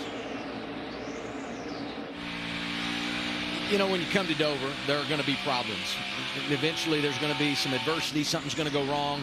Riley Herbst has had a couple of issues today, but he finds himself in 12, trying to get back on that top 10 train that they have gotten off of the last few weeks. And an update on Sheldon Creed. Led a bunch of laps early, had some debris, extended stop, and then they had the spin, but he's driving his way back toward the front. In fact, if he gets by Jeb Burton, he'll be back inside the top 15. He's going for that $100 grand too. He's at one of the Dash for Cash cars, so being able to get the nose repaired, Although he was in the caution and you had to use up a set of tires, he's able to gain up 14 spots. Yeah, Creed actually getting by Brett Moffitt put him in the 15th position. Derek Kraus has been driving the Dash for Cash races because Cup drivers cannot run this 10 car for Team Colleague, and he's done an outstanding job. A couple of top 10s, didn't get the finish he wanted last week at Talladega. Looking pretty good today, 13th. Kyle Larson actually going to drive the 10 car for Colleague in a couple of weeks at Darlington. But Kraus is a driver that had no experience at this level, really has done a good job. Yeah, he's doing what he needs to do. He needs to get all the laps run. He's running in a good position here, battling with 2 other young guys right here with a little more experience. But I'm really impressed with this 10 team at Colleague. Got to drive it earlier this year. They are a good group with Alex Yance running there, Chris Rice. They put together good race cars, and they're getting tons of drivers in there. So that's hard for that team. Each week you're having somebody different in there, but they've done a good job to keep themselves toward the front very often. Top 10 every week so far this year until last week at Talladega. And you mentioned a number of drivers, you and Justin Haley. A.J. Allmendinger won in that car at Circuit of the Americas, and we look forward to seeing Kyle Larson at Darlington. 14 days from now, you can watch a throwback Saturday right here on FS1.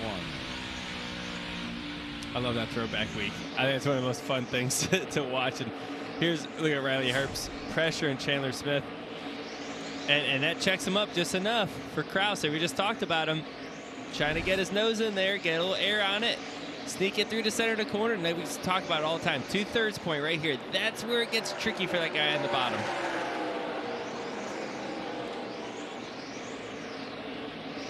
You got to step aside. We'll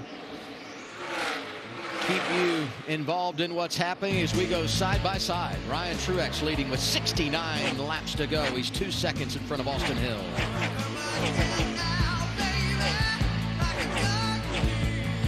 Remember how lucky we are to get to do this every week? We remember the racing, the action, I'm speechless. This is the greatest day of my life. the calls,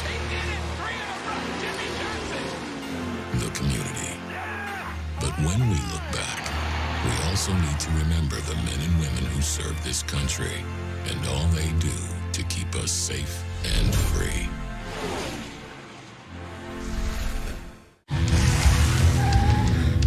It's orientation day. Welcome to the team.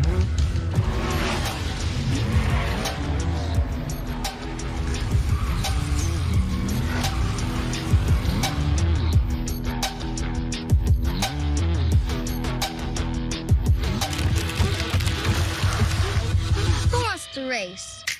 I like this team. Be part of something greater. Toyota. Let's go places. I'm at the swing joint telling people that Geico has been offering savings for over 85 years. That's longer than the buffalo wing's been around. Dozen wings. And did you know that Geico offers motorcycle insurance? Oh, my lips are burning. No, my lips are actually burning. Geico. Over 85 years of savings and service. See how much you could save at geico.com. It's too hot. Oh, this is too hot, mate. When I was 5, I was sleeping with a gun underneath my pillow. 140 years ago, the Hatfields were burning down our homes. We have a lot of anger towards the McCoys. The devil's curse. It's in the genes. You know me when I get around a McCoy. This is our empire. I'm out to get Courtney McCoy. I will steamroll over them. McCoys don't have failure in them. We're going to raise hell. The Real Hatfields and McCoys, Forever Feuding. Streaming now on Fox Nation. Here is where it must be left on the track. Blow those rear tires off, everybody. And now is when the future is written in the NASCAR Craftsman Truck Series. Getting down to it in Dover, Delaware. It's the NASCAR Xfinity Series, racing for the 77th time at a Monster Mile with Joey Logano, Austin Dillon. I'm Adam Alexander. 63 laps to go, and Ryan Truex has been remarkable today, winning both stages, leading 84 of 138 laps, and just when it looked like he might be compromised, he's able to drive by Austin Hill, and he is in charge.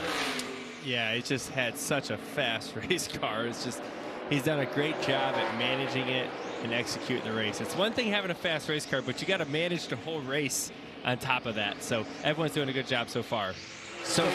Yeah, that's right. We got a long way to go. Hey, since we're inside of a month until we do our drivers only broadcast from Charlotte, and you're one of those leading the way on that, Joey, I want to turn it over to the two of you, do a little drivers only, a sampling of what we'll see at Charlotte Memorial Day weekend. Well, here's a scary thought for all of us if it's just the drivers. But if we're talking about drivers, let's look at some of the drivers. John Hunter Nemechek right here from inside the car. You see another camera off his left front splitter. And I was like listening to the way they work the throttle here, Austin. Yeah, you know, he's really doing a good job of just trying to get that front end to cut. He's being patient right here. It's not turning probably as best it has because you're later on a run in tires. Like I said, watch his head as he goes into the corner, watching the car land. Kind of gets down in there. There's a lot of G-forces that you fight here at Dover. To me, it's the most physically demanding racetrack on the driver throughout a race, right? It's just one that's just so challenging physically. G-forces you fight, the focus it takes to be right on the apron like he's at right there and trying to be perfect for 200 laps. You can see his body when he comes up out onto the straightaway, how much he lifts up. It almost looks like it pulls him down in the seat and then comes up out of the seat as he gets to the straightaway. You see the same thing with Riley. Look at his head bounce around a lot. Yeah, it's not one of those places that you want to be loose, that's for sure. It makes your day really, really long. But another piece that you talk about, the elevations kind of go up and down, right? As you come up out of the corner here, you pop up and you lose all your grip. So you better have all your turning done while you're in load. And then when you fall back down into the corner here, then you kind of get loaded up once you get to the landed point, and then you have all your grip. That's when you do your turning. Nearly there on your tight door. These guys are racing hard right now, and the rubber has come all the way across the track. So you got guys running all the way up the track. Cole's kind of running in the middle of the track. He was all the way up, but it's gotten so far around that you're seeing guys start to migrate back down the track, trying to find any kind of clean concrete they can find. And here's Raja Caruth. He's hanging on back there right now, trying to work on his race car, moving around the racetrack.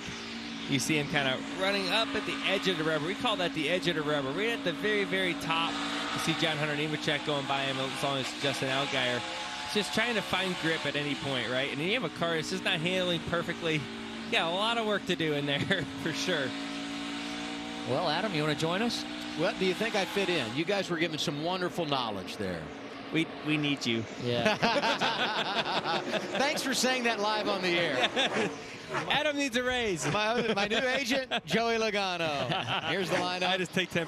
That's a big deal. 10%. May 27th, Harvick in the booth with Joey and Blaney. Tyler Reddick on pit road with Austin Cindric in our studio. You got Brad, you got Ricky. There was a rumor Eric Almirola is going to be there as well. So we're looking forward to that. Always one of the great days of the year. Regan? Well, Adam, the 16 car, Chandler Smith, stuck in the 11th position right now. One spot back from where he started that last restart. He was excited about this run, though. Felt like they had a very good long-run car. They were wanting this race to go like it is right now. Unfortunately, it's gone too tight on him. He can't get it to turn like he needs to. Josh? It's been a long afternoon for the 98 of Bradley Herbst. He had that pit road penalty for speeding. He had damage to the roof of the car. Well, now he's complaining that the car is just too loose. And a few minutes ago, he came over the radio and said, this thing just won't turn, guys. Riley is deep as 35th in this race, but he wants a top 10 and probably right now wants a caution. You know, the last time we made green flag pit stops here, August of 2020 in the Xfinity Series. It's been a while, and we know how difficult it is to get onto pit road here under green on old tires, but we're knocking on the door of doing that. It could be another 10 or 15 laps, but we could very well see some green flag pit stops here today. We'll get in a side-by-side break, awaiting those potential green flag pit stops. Another spot for Sheldon Creed. He's 11th. Ryan Truex, your leader.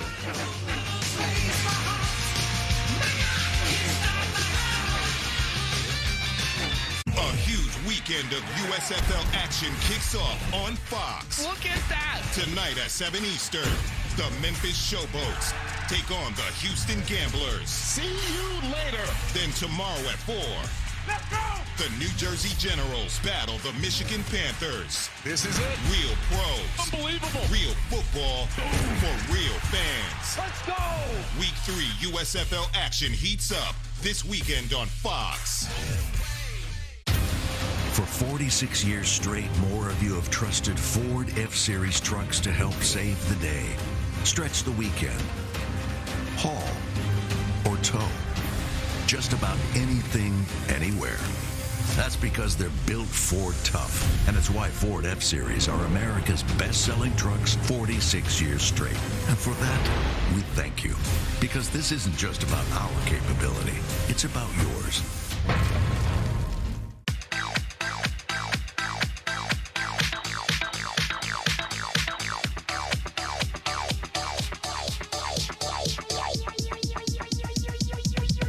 I need to try it first.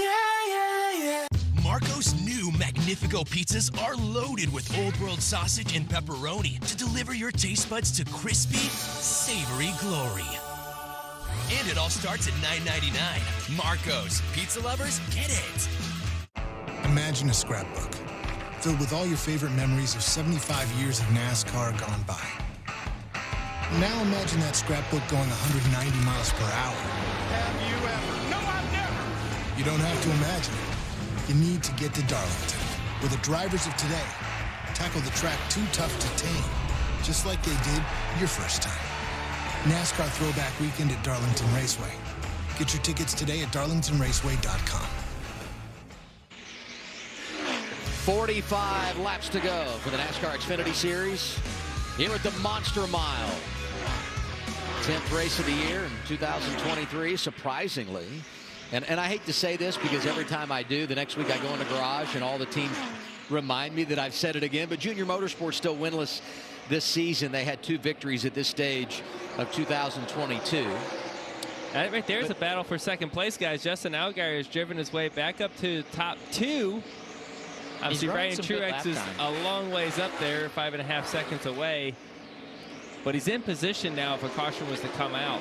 And give a call to this team because he had the speeding penalty. They made the 2 tires stop to gain some track position. Beyond that, the 7 car just really fast. Josh Berry, saw him there in traffic, has worked his way into the top 5.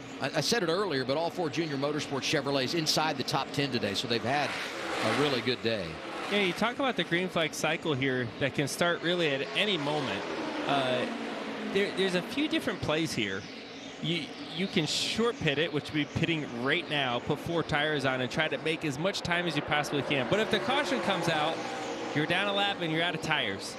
And so that's a real risky play right now. Or you run it as long as you possibly can. And if you have to pit, maybe you only put 2 tires on or just enough gas to get down to the end, which I think a lot of these guys may be thinking about right now. Yeah, it's very situational dependent. If you've got that win in the back pocket, it's easy to be super aggressive right now. Take a chance. Be the first one to hit pit road or be the last. And if you're Ryan Truex, you just wait. You just wait to see what everybody else does. You have a 5.5 second gap. You've earned that advantage. Wait and see what Justin Allgaier does, what Austin Hill, John Hunter Nemechek, Josh Berry even. Wait and see what they do, and then you can make your strategy call from there. They are in the catbird seat right now to just be patient. We were trying to show you there what 5.5 seconds looks like on track, and you can see it on a GPS up there top left. Yeah, right now Justin Allgaier is coming off the corner as Ryan Truex goes into the corner. Justin's probably wondering, where is he? Because he can't see him. He's coming off the corner. Where is the leader at? What place are we? We're second, that far back. Shows how strong Ryan Truex has been today.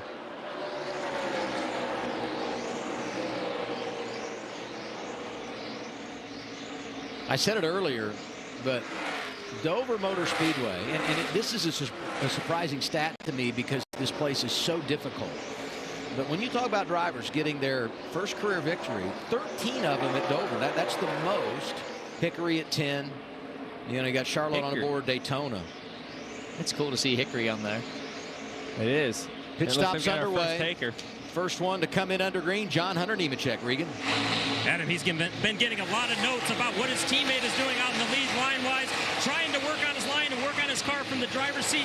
Right now, I told the team I'm a little loose, I'm a little tight. I don't really know exactly what guys have been trying to get the perfect balance on that car. 38 to go, lap 162. Nemechek running inside the top 5, gives up his position to pit. He was 4th in 7.2 seconds back. Here comes his rookie teammate Sammy Smith.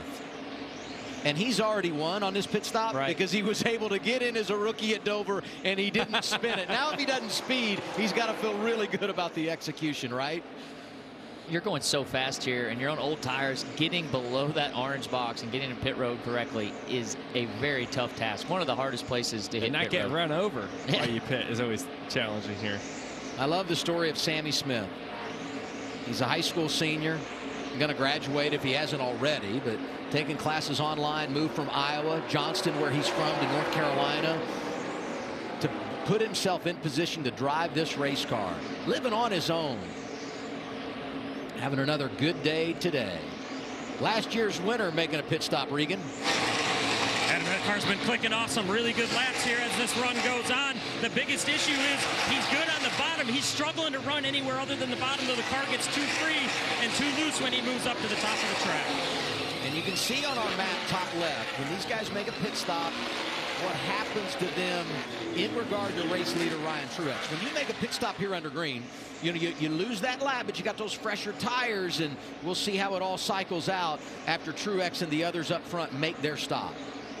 Yeah, and how long do you keep the 19 out if you're that crew chief? Now that people have hit pit road, the 4th place car was the first one to hit pit road. It's going to be gaining some time here for the next couple laps. I still think he's had a couple laps to make the call if he's going to do it. You make it. You see Jason Ratcliffe up there. This time, wave them off, wave them off, wave them off. This time. Corey Heim got a penalty coming down pit road. So the cyclist stops. Said put you a lap behind, put you 2 laps behind the leader. Here's Sam Mayer making his stop, Josh. Yeah, an update on 19 of Ryan Truex. He's been happy with that car. He's been strong, about 113 laps. They just need a clean pit stop here. Remember, this is a place he nearly won, so he's looking to complete that here. These young drivers doing a really good job of executing the green flag pit stop. Leader is in. Ryan Truex in the 19. This is just no mistakes. Clean pit stop. It's going to be tough. Back down to Josh. Yeah, and Justin Allgaier was reporting that the balance was off for most of the race with that 7 car, but during that last run, he felt like he had something he could finally work with. Hoping for a clean pit stop, hoping they can get this and give him something to work with. Took to the 21 of Austin Hill. For him, it's all been about finding the right line, the fastest line, to try and track down those leading cars. A little longer stop for Ryan Truex. We'll see what that does to impact things on track. His advantage when the cycle began, 5.5 seconds. Cole Custer yet to make a stop. Sheldon Creed on track behind him. Remember, Creed, the one we talked about that can run longer because of when they made their stop after spinning. They've made one cycle down pit road since the end of stage 2 when they had that slide in turns 3 and 4. So you got the short pit strategy that's kind of out. Not that it's really short pit. They still ran pretty long. But they're going to try to get the full advantage of putting 4 tires on. Now, I think this might be the second strategy.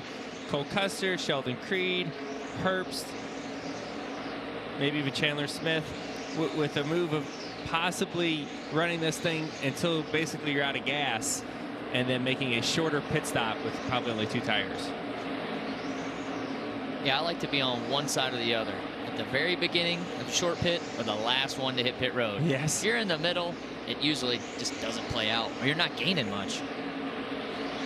Cole Custer stays on track. Out of the gas. Looks like he's going to come this time. He'll do it with 28 laps to go. Top of your screen, you can see where everyone is through the cycle. The 19 still in front of the 20 as Custer comes down to you, Regan. Adam, his car fires off very good. They got it good for the first 5 laps. The problem for Cole, it goes tight from that point on during the runs. In particular, when the rubber goes down on the track, he's really struggling to get the nose across the rubber on the racetrack.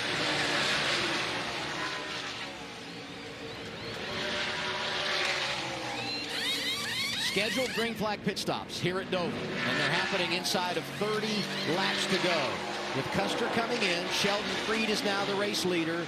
we believe he is going to have to pit.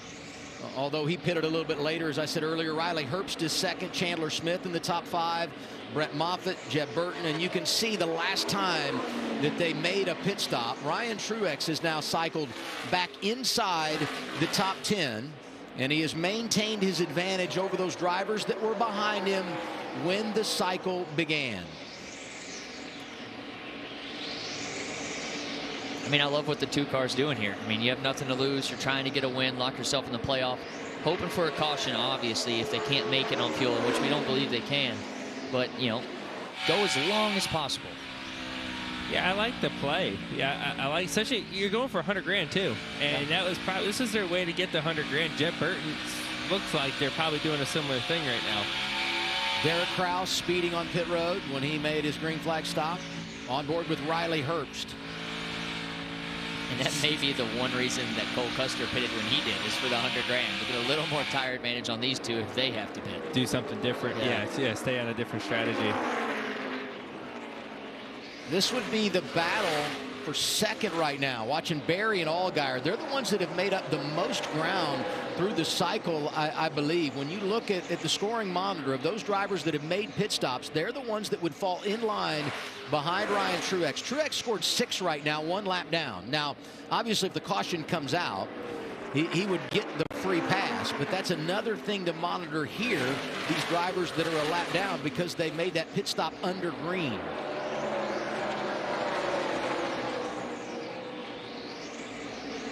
.22 laps to go.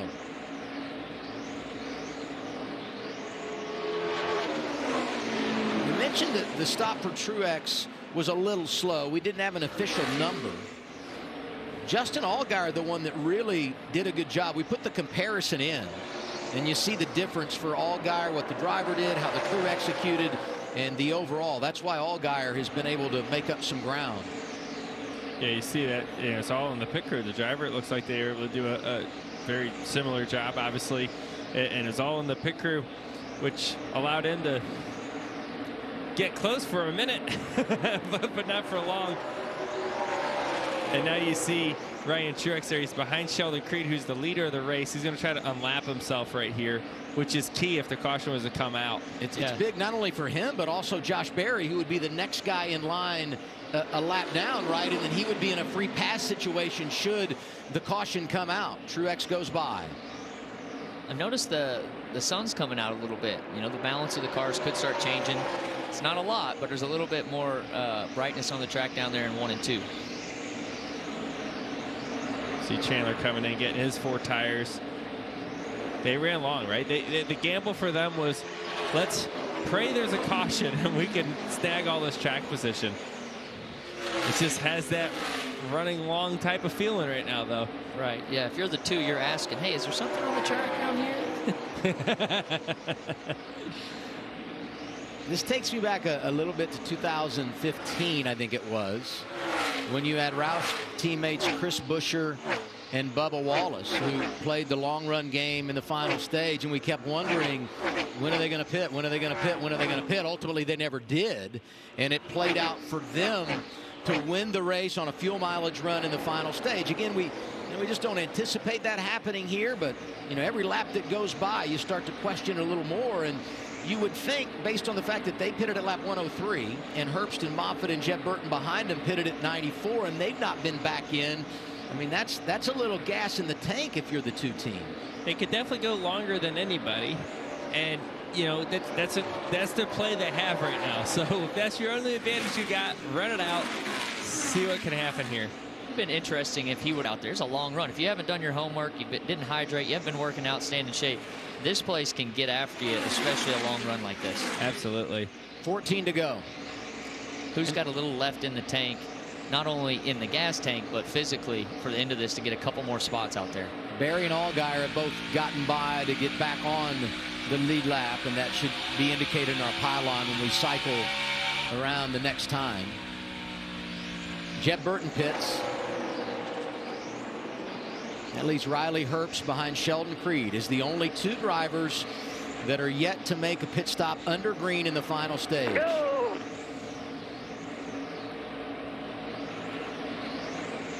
Was that audio from the 7th? That was Justin Allgaier saying, let's go, I guess, firing up the team. Well, he was 5.5 seconds back, and that's pretty close to what he is now behind Truex. Barry would now be second in line of those drivers if the cycle does complete itself. Barry in front of his teammate.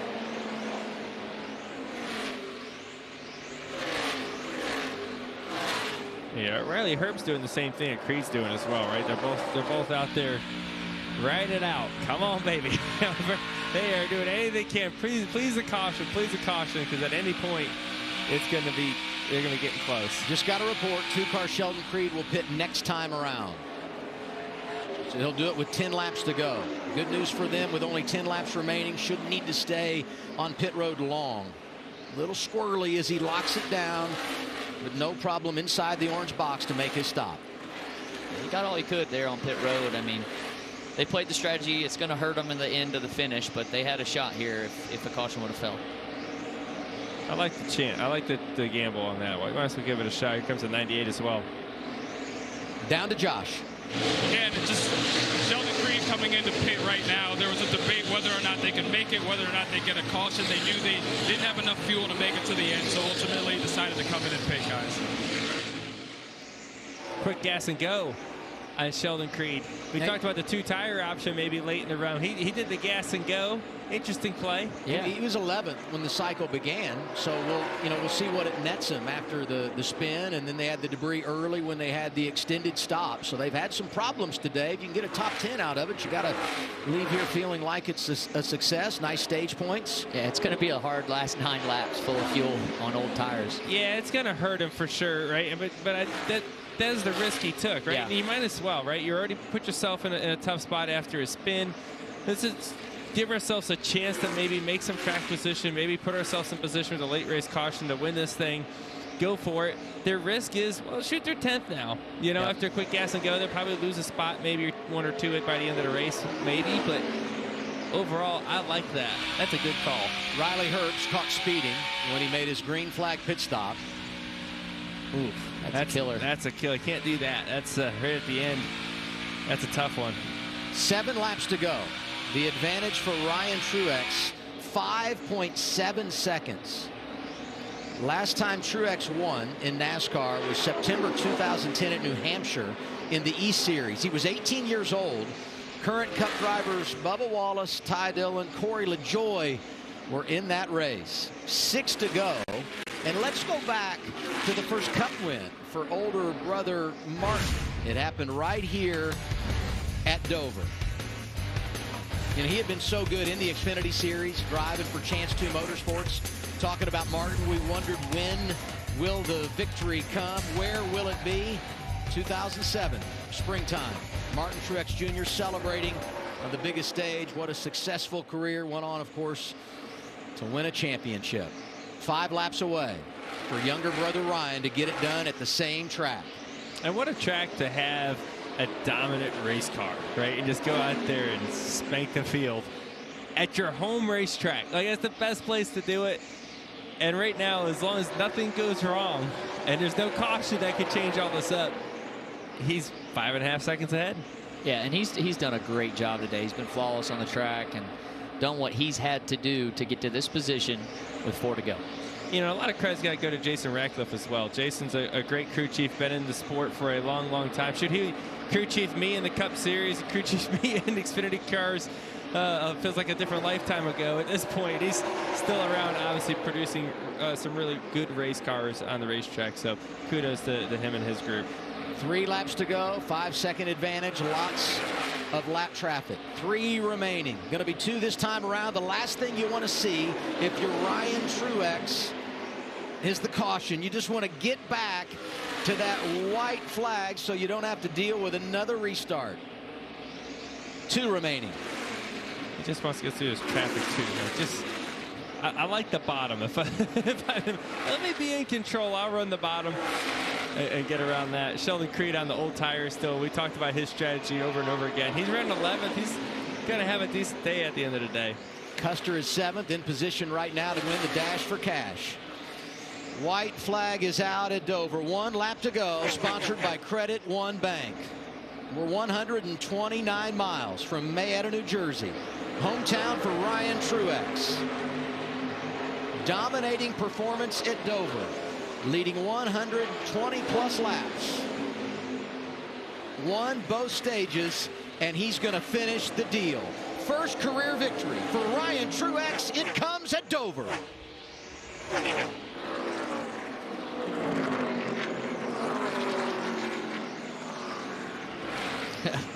Attaboy.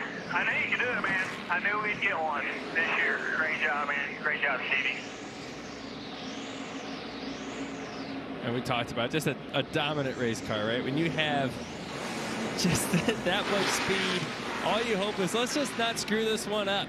and they didn't. They executed a perfect race, the right strategy from start to finish, and dominated. Just there's no other word for it.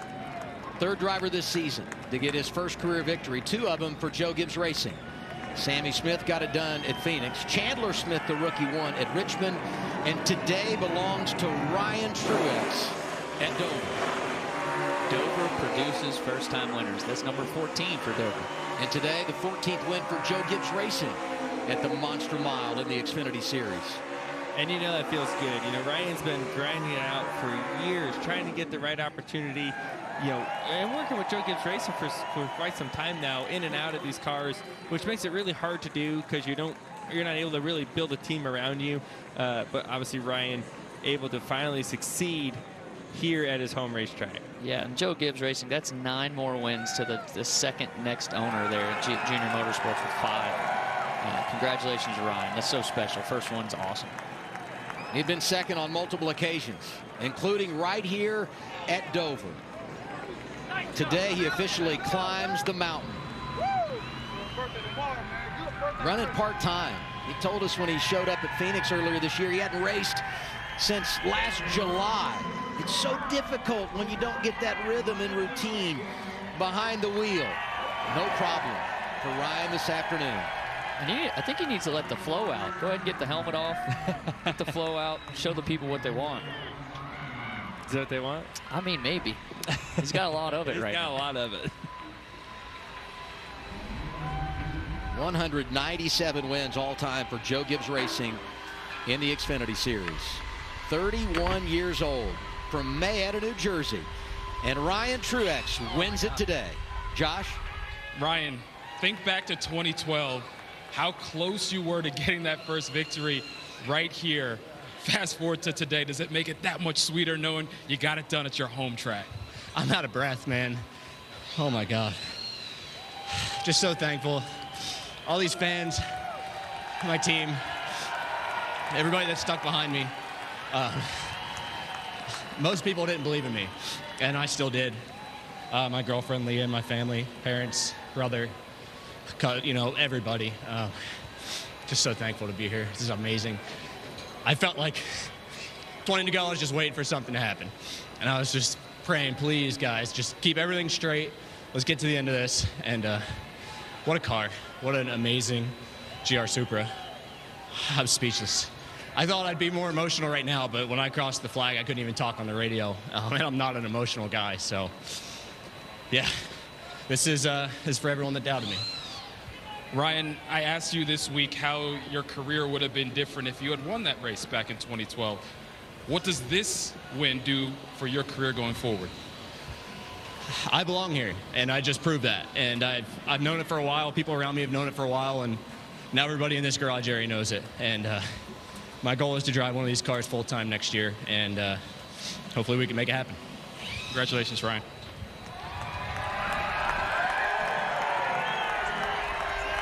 Well, Josh Berry comes home in the runner-up position today. Josh had a fast race car, in particular at the end. Just appeared that it took a little bit too much time to get that car perfect for you. Yeah, I don't know. That was a weird race. I felt like, you know, I really thought we fired off really well in the first stage. The second stage, we lost a little track position, just kind of got mired in the pack a little bit, and we couldn't ever really get out of there until there at the end. But, you know, the guys did some good adjustments there the second half of the race. You know, pit crew had executed well those last couple stops, had a good green flag cycle, got up to second. Just 19 was too far out. I think we were holding with him a little bit, but it seemed like he was the best car all day. So, you know, all in all, like I said, I've finished first and second here. So, you know, we'll see what we can do tomorrow. But I just want to thank the Jarrett family, everything they do for us here at Junior Motorsports, everybody on this 18 for working so hard. It's a fun day. I love this racetrack, and you know, hate that we couldn't get the win, but it was a great rebound, great day for us, and we'll keep digging. You mentioned tomorrow. Obviously, you got to fill in for Alex Bowman in the 48 car tomorrow. Any takeaways from today that you can take to that race tomorrow that you learned? Yeah, I think so. I just, you know,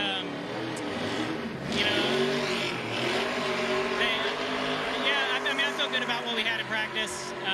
You know, obviously got to look at some stuff tonight and just see if there's anything I can pick up on. But you know, I feel like I have a pretty solid approach to this place.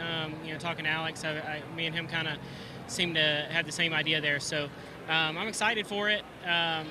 You know, we'll just race hard tomorrow and see what happens.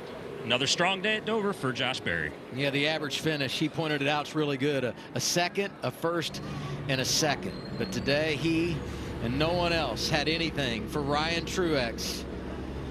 Congratulations all around, including from his older brother Martin, who just stuck his head in the window and told him what an outstanding job he did today. Gave me chills just seeing that. That's so cool. More post-race coverage on the way from Dover. A dominating performance from Ryan Truex. He leads 124 of 200 laps, and he'll get that monster trophy.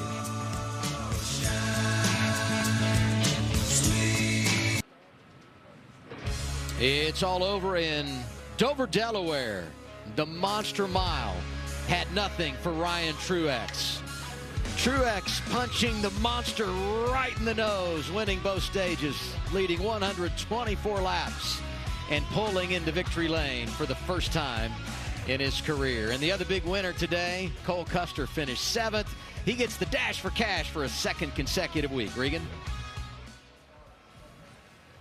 Well, Cole Custer comes home in the 7th place today. They stretched it, tried to go long to get to the end of that race. But more importantly, Cole, $100,000 from Xfinity coming your way. Dash for cash winner, my friend. Yeah, it's awesome. I mean, this is one of the coolest things that Xfinity does in the sport. I mean, doing this dash for cash and letting us run for $100,000. I mean, it's pretty awesome. And we got 200 of it, so it's pretty awesome.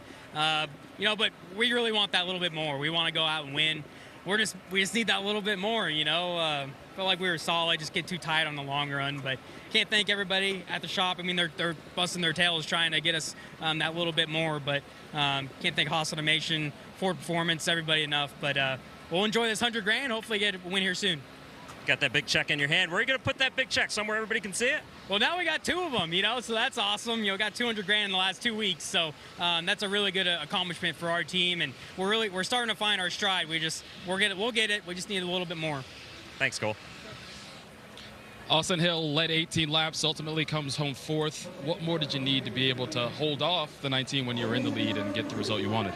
Yeah, the 19 was just really good. Right when you would land in the corner, like our cars really compress hard into the corner, where he could just have some really good rotation and he could lean on the right rear and then just finish the corner really well. And that's kind of where our Bennett Chevrolet struggled, is right when they would land, I just felt like I was pushing through the front tires for 2 or 3 car lengths. I almost had to overslow it at that point. And by that time, he's already like cracking throttle on throttle and just could carry that momentum through the rest of the corner. So, yeah, I mean, that's just kind of where we struggled, you know, all day.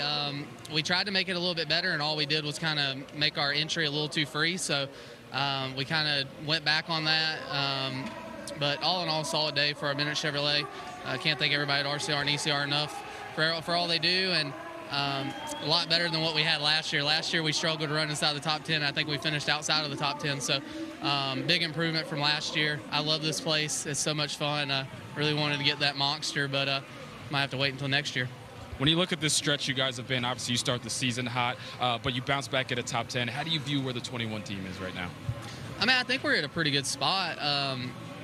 You know, there's still some areas that we want to improve on. We want to win every weekend, and as realistic as that isn't, we still want to do it. Like, we want to win every weekend. So, you know, we're kind of satisfied with 4th, but at the same time, we got to get back to work and be better with our 21 group going to the next one. So, yeah, I mean, I think we're at a pretty decent spot, but these next few races and this stretch that we're coming up on is really going to be kind of the telltale of where this 21 stacks up, because it seems like once it starts getting hot and in these summer months and stuff, we start to struggle a little bit. Like on top of the rubber, our cars just kind of slide around and we just get tight on top of it. So we'll see during these summer months how we are and see where we stack up going into the playoffs. Austin Hill comes home fourth. Regan? Josh Sheldon Creed finishes 11th today. I'm not sure that tells the story of your whole day, though. This race car very fast early. You got the damage and then the spin and almost stretched it on fuel there. Yeah, hard to be mad with the race car that good. We've been kind of struggling to find a package and a balance that I like and can go fast with. And kind of shot from the hip this week and did some sim at the shop on Monday and scrap what we had going on there and just, you know, went old school and just went for it. And that was the best car. I think that's the best Xfinity car I've had. Just good short run speed, good long run speed. I was a little tight to fire.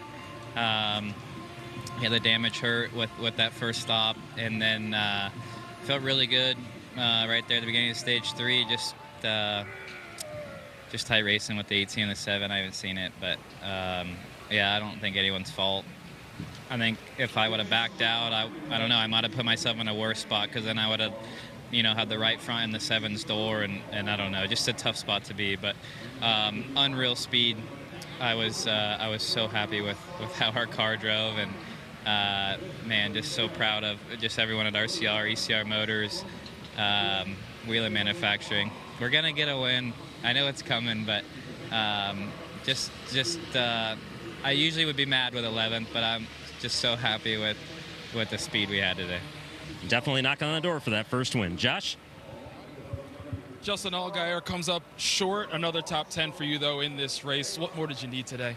Are you referring to my height or the finish today? I don't know. No, you know, honestly, you know, first of all, thank you to Xfinity for what they do for the sport. The day being a Dash for Cash day, you know, it's disappointing to not be in and have an opportunity to go for it, but still a solid day. You know, everybody on this degree Camaro did absolutely fantastic. I mean, I sped on that first pit stop there and, you know, put us behind. We had to change our strategy, and Jim Pullman and the guys did a great job of, you know, fixing that strategy and kind of adapting, and we were able to put ourselves up there in position.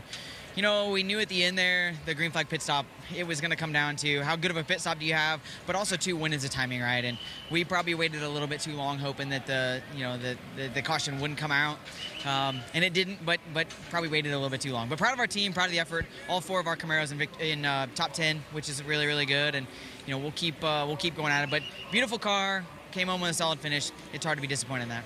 When you look at where the team is right now, obviously you guys still want that win, but how do you view what you guys have been able to do so far as an organization so far, especially with all you guys getting in top 10 today? Well, you know, I think a lot of people looked at where we were at last year and they expected a lot out of us this year, and we expected a lot out of our team, but there's a lot of new, and we're still trying to get all the I's dotted and the T's crossed, but I feel like our program is really going in the right direction. You know, the Hendrick engine department, everybody at Chevrolet, you know, it's been encouraging to see where our program has been headed. We still got work to do, and you know, this off week coming up, we're gonna keep digging and try to be on our A game when we come to Darlington, and we'll keep after it. But there's no quitting this team. We got all the right people. We just got to make sure that we put all the pieces of the puzzle together. Thanks, Justin.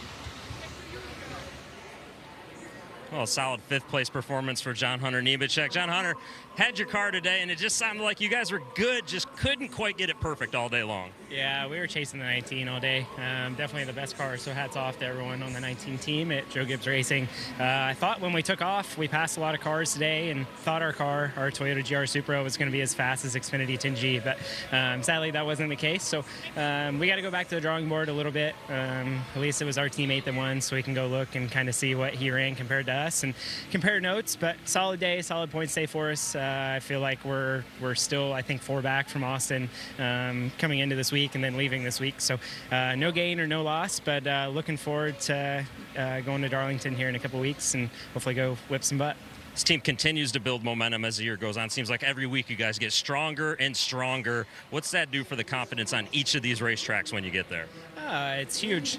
Just knowing that you have a really good group of guys behind you. Ben and the whole 20 team has worked really hard, and we've had to overcome a lot this year. I don't think we've had one or two solid races where we haven't had mistakes or different things happen. So the last 2 stages there weren't very fun without power steering.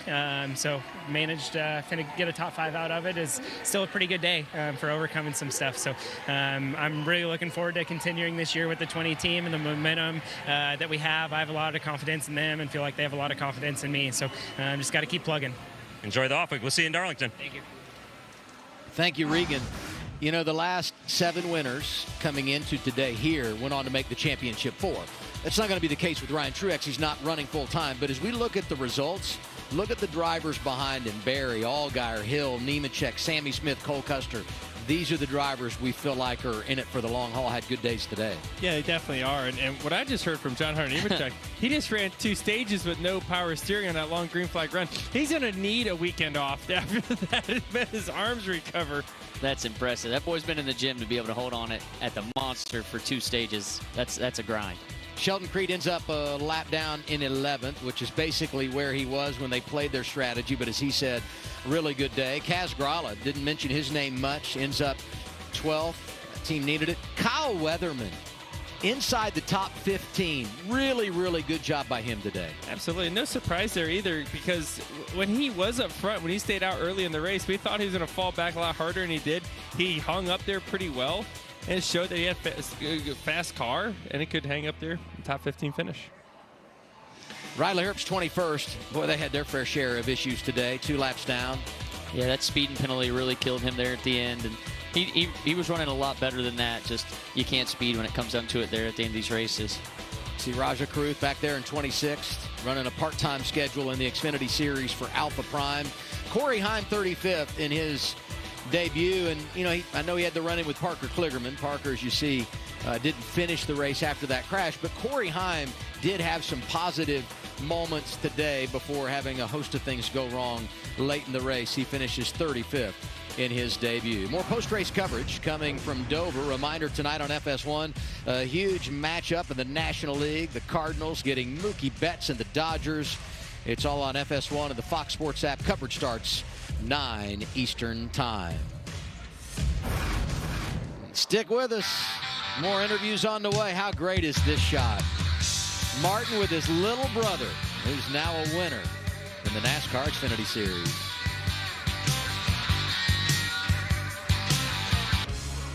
I'd say this celebration will go long into the night for Ryan Truex. Such an awesome day for him, getting a big victory. And when you look at what's happened in 2023 in the Xfinity Series, Austin Hill, 3 wins, couple for John Hunter Nemechek. Sammy Smith, first of his career at Phoenix.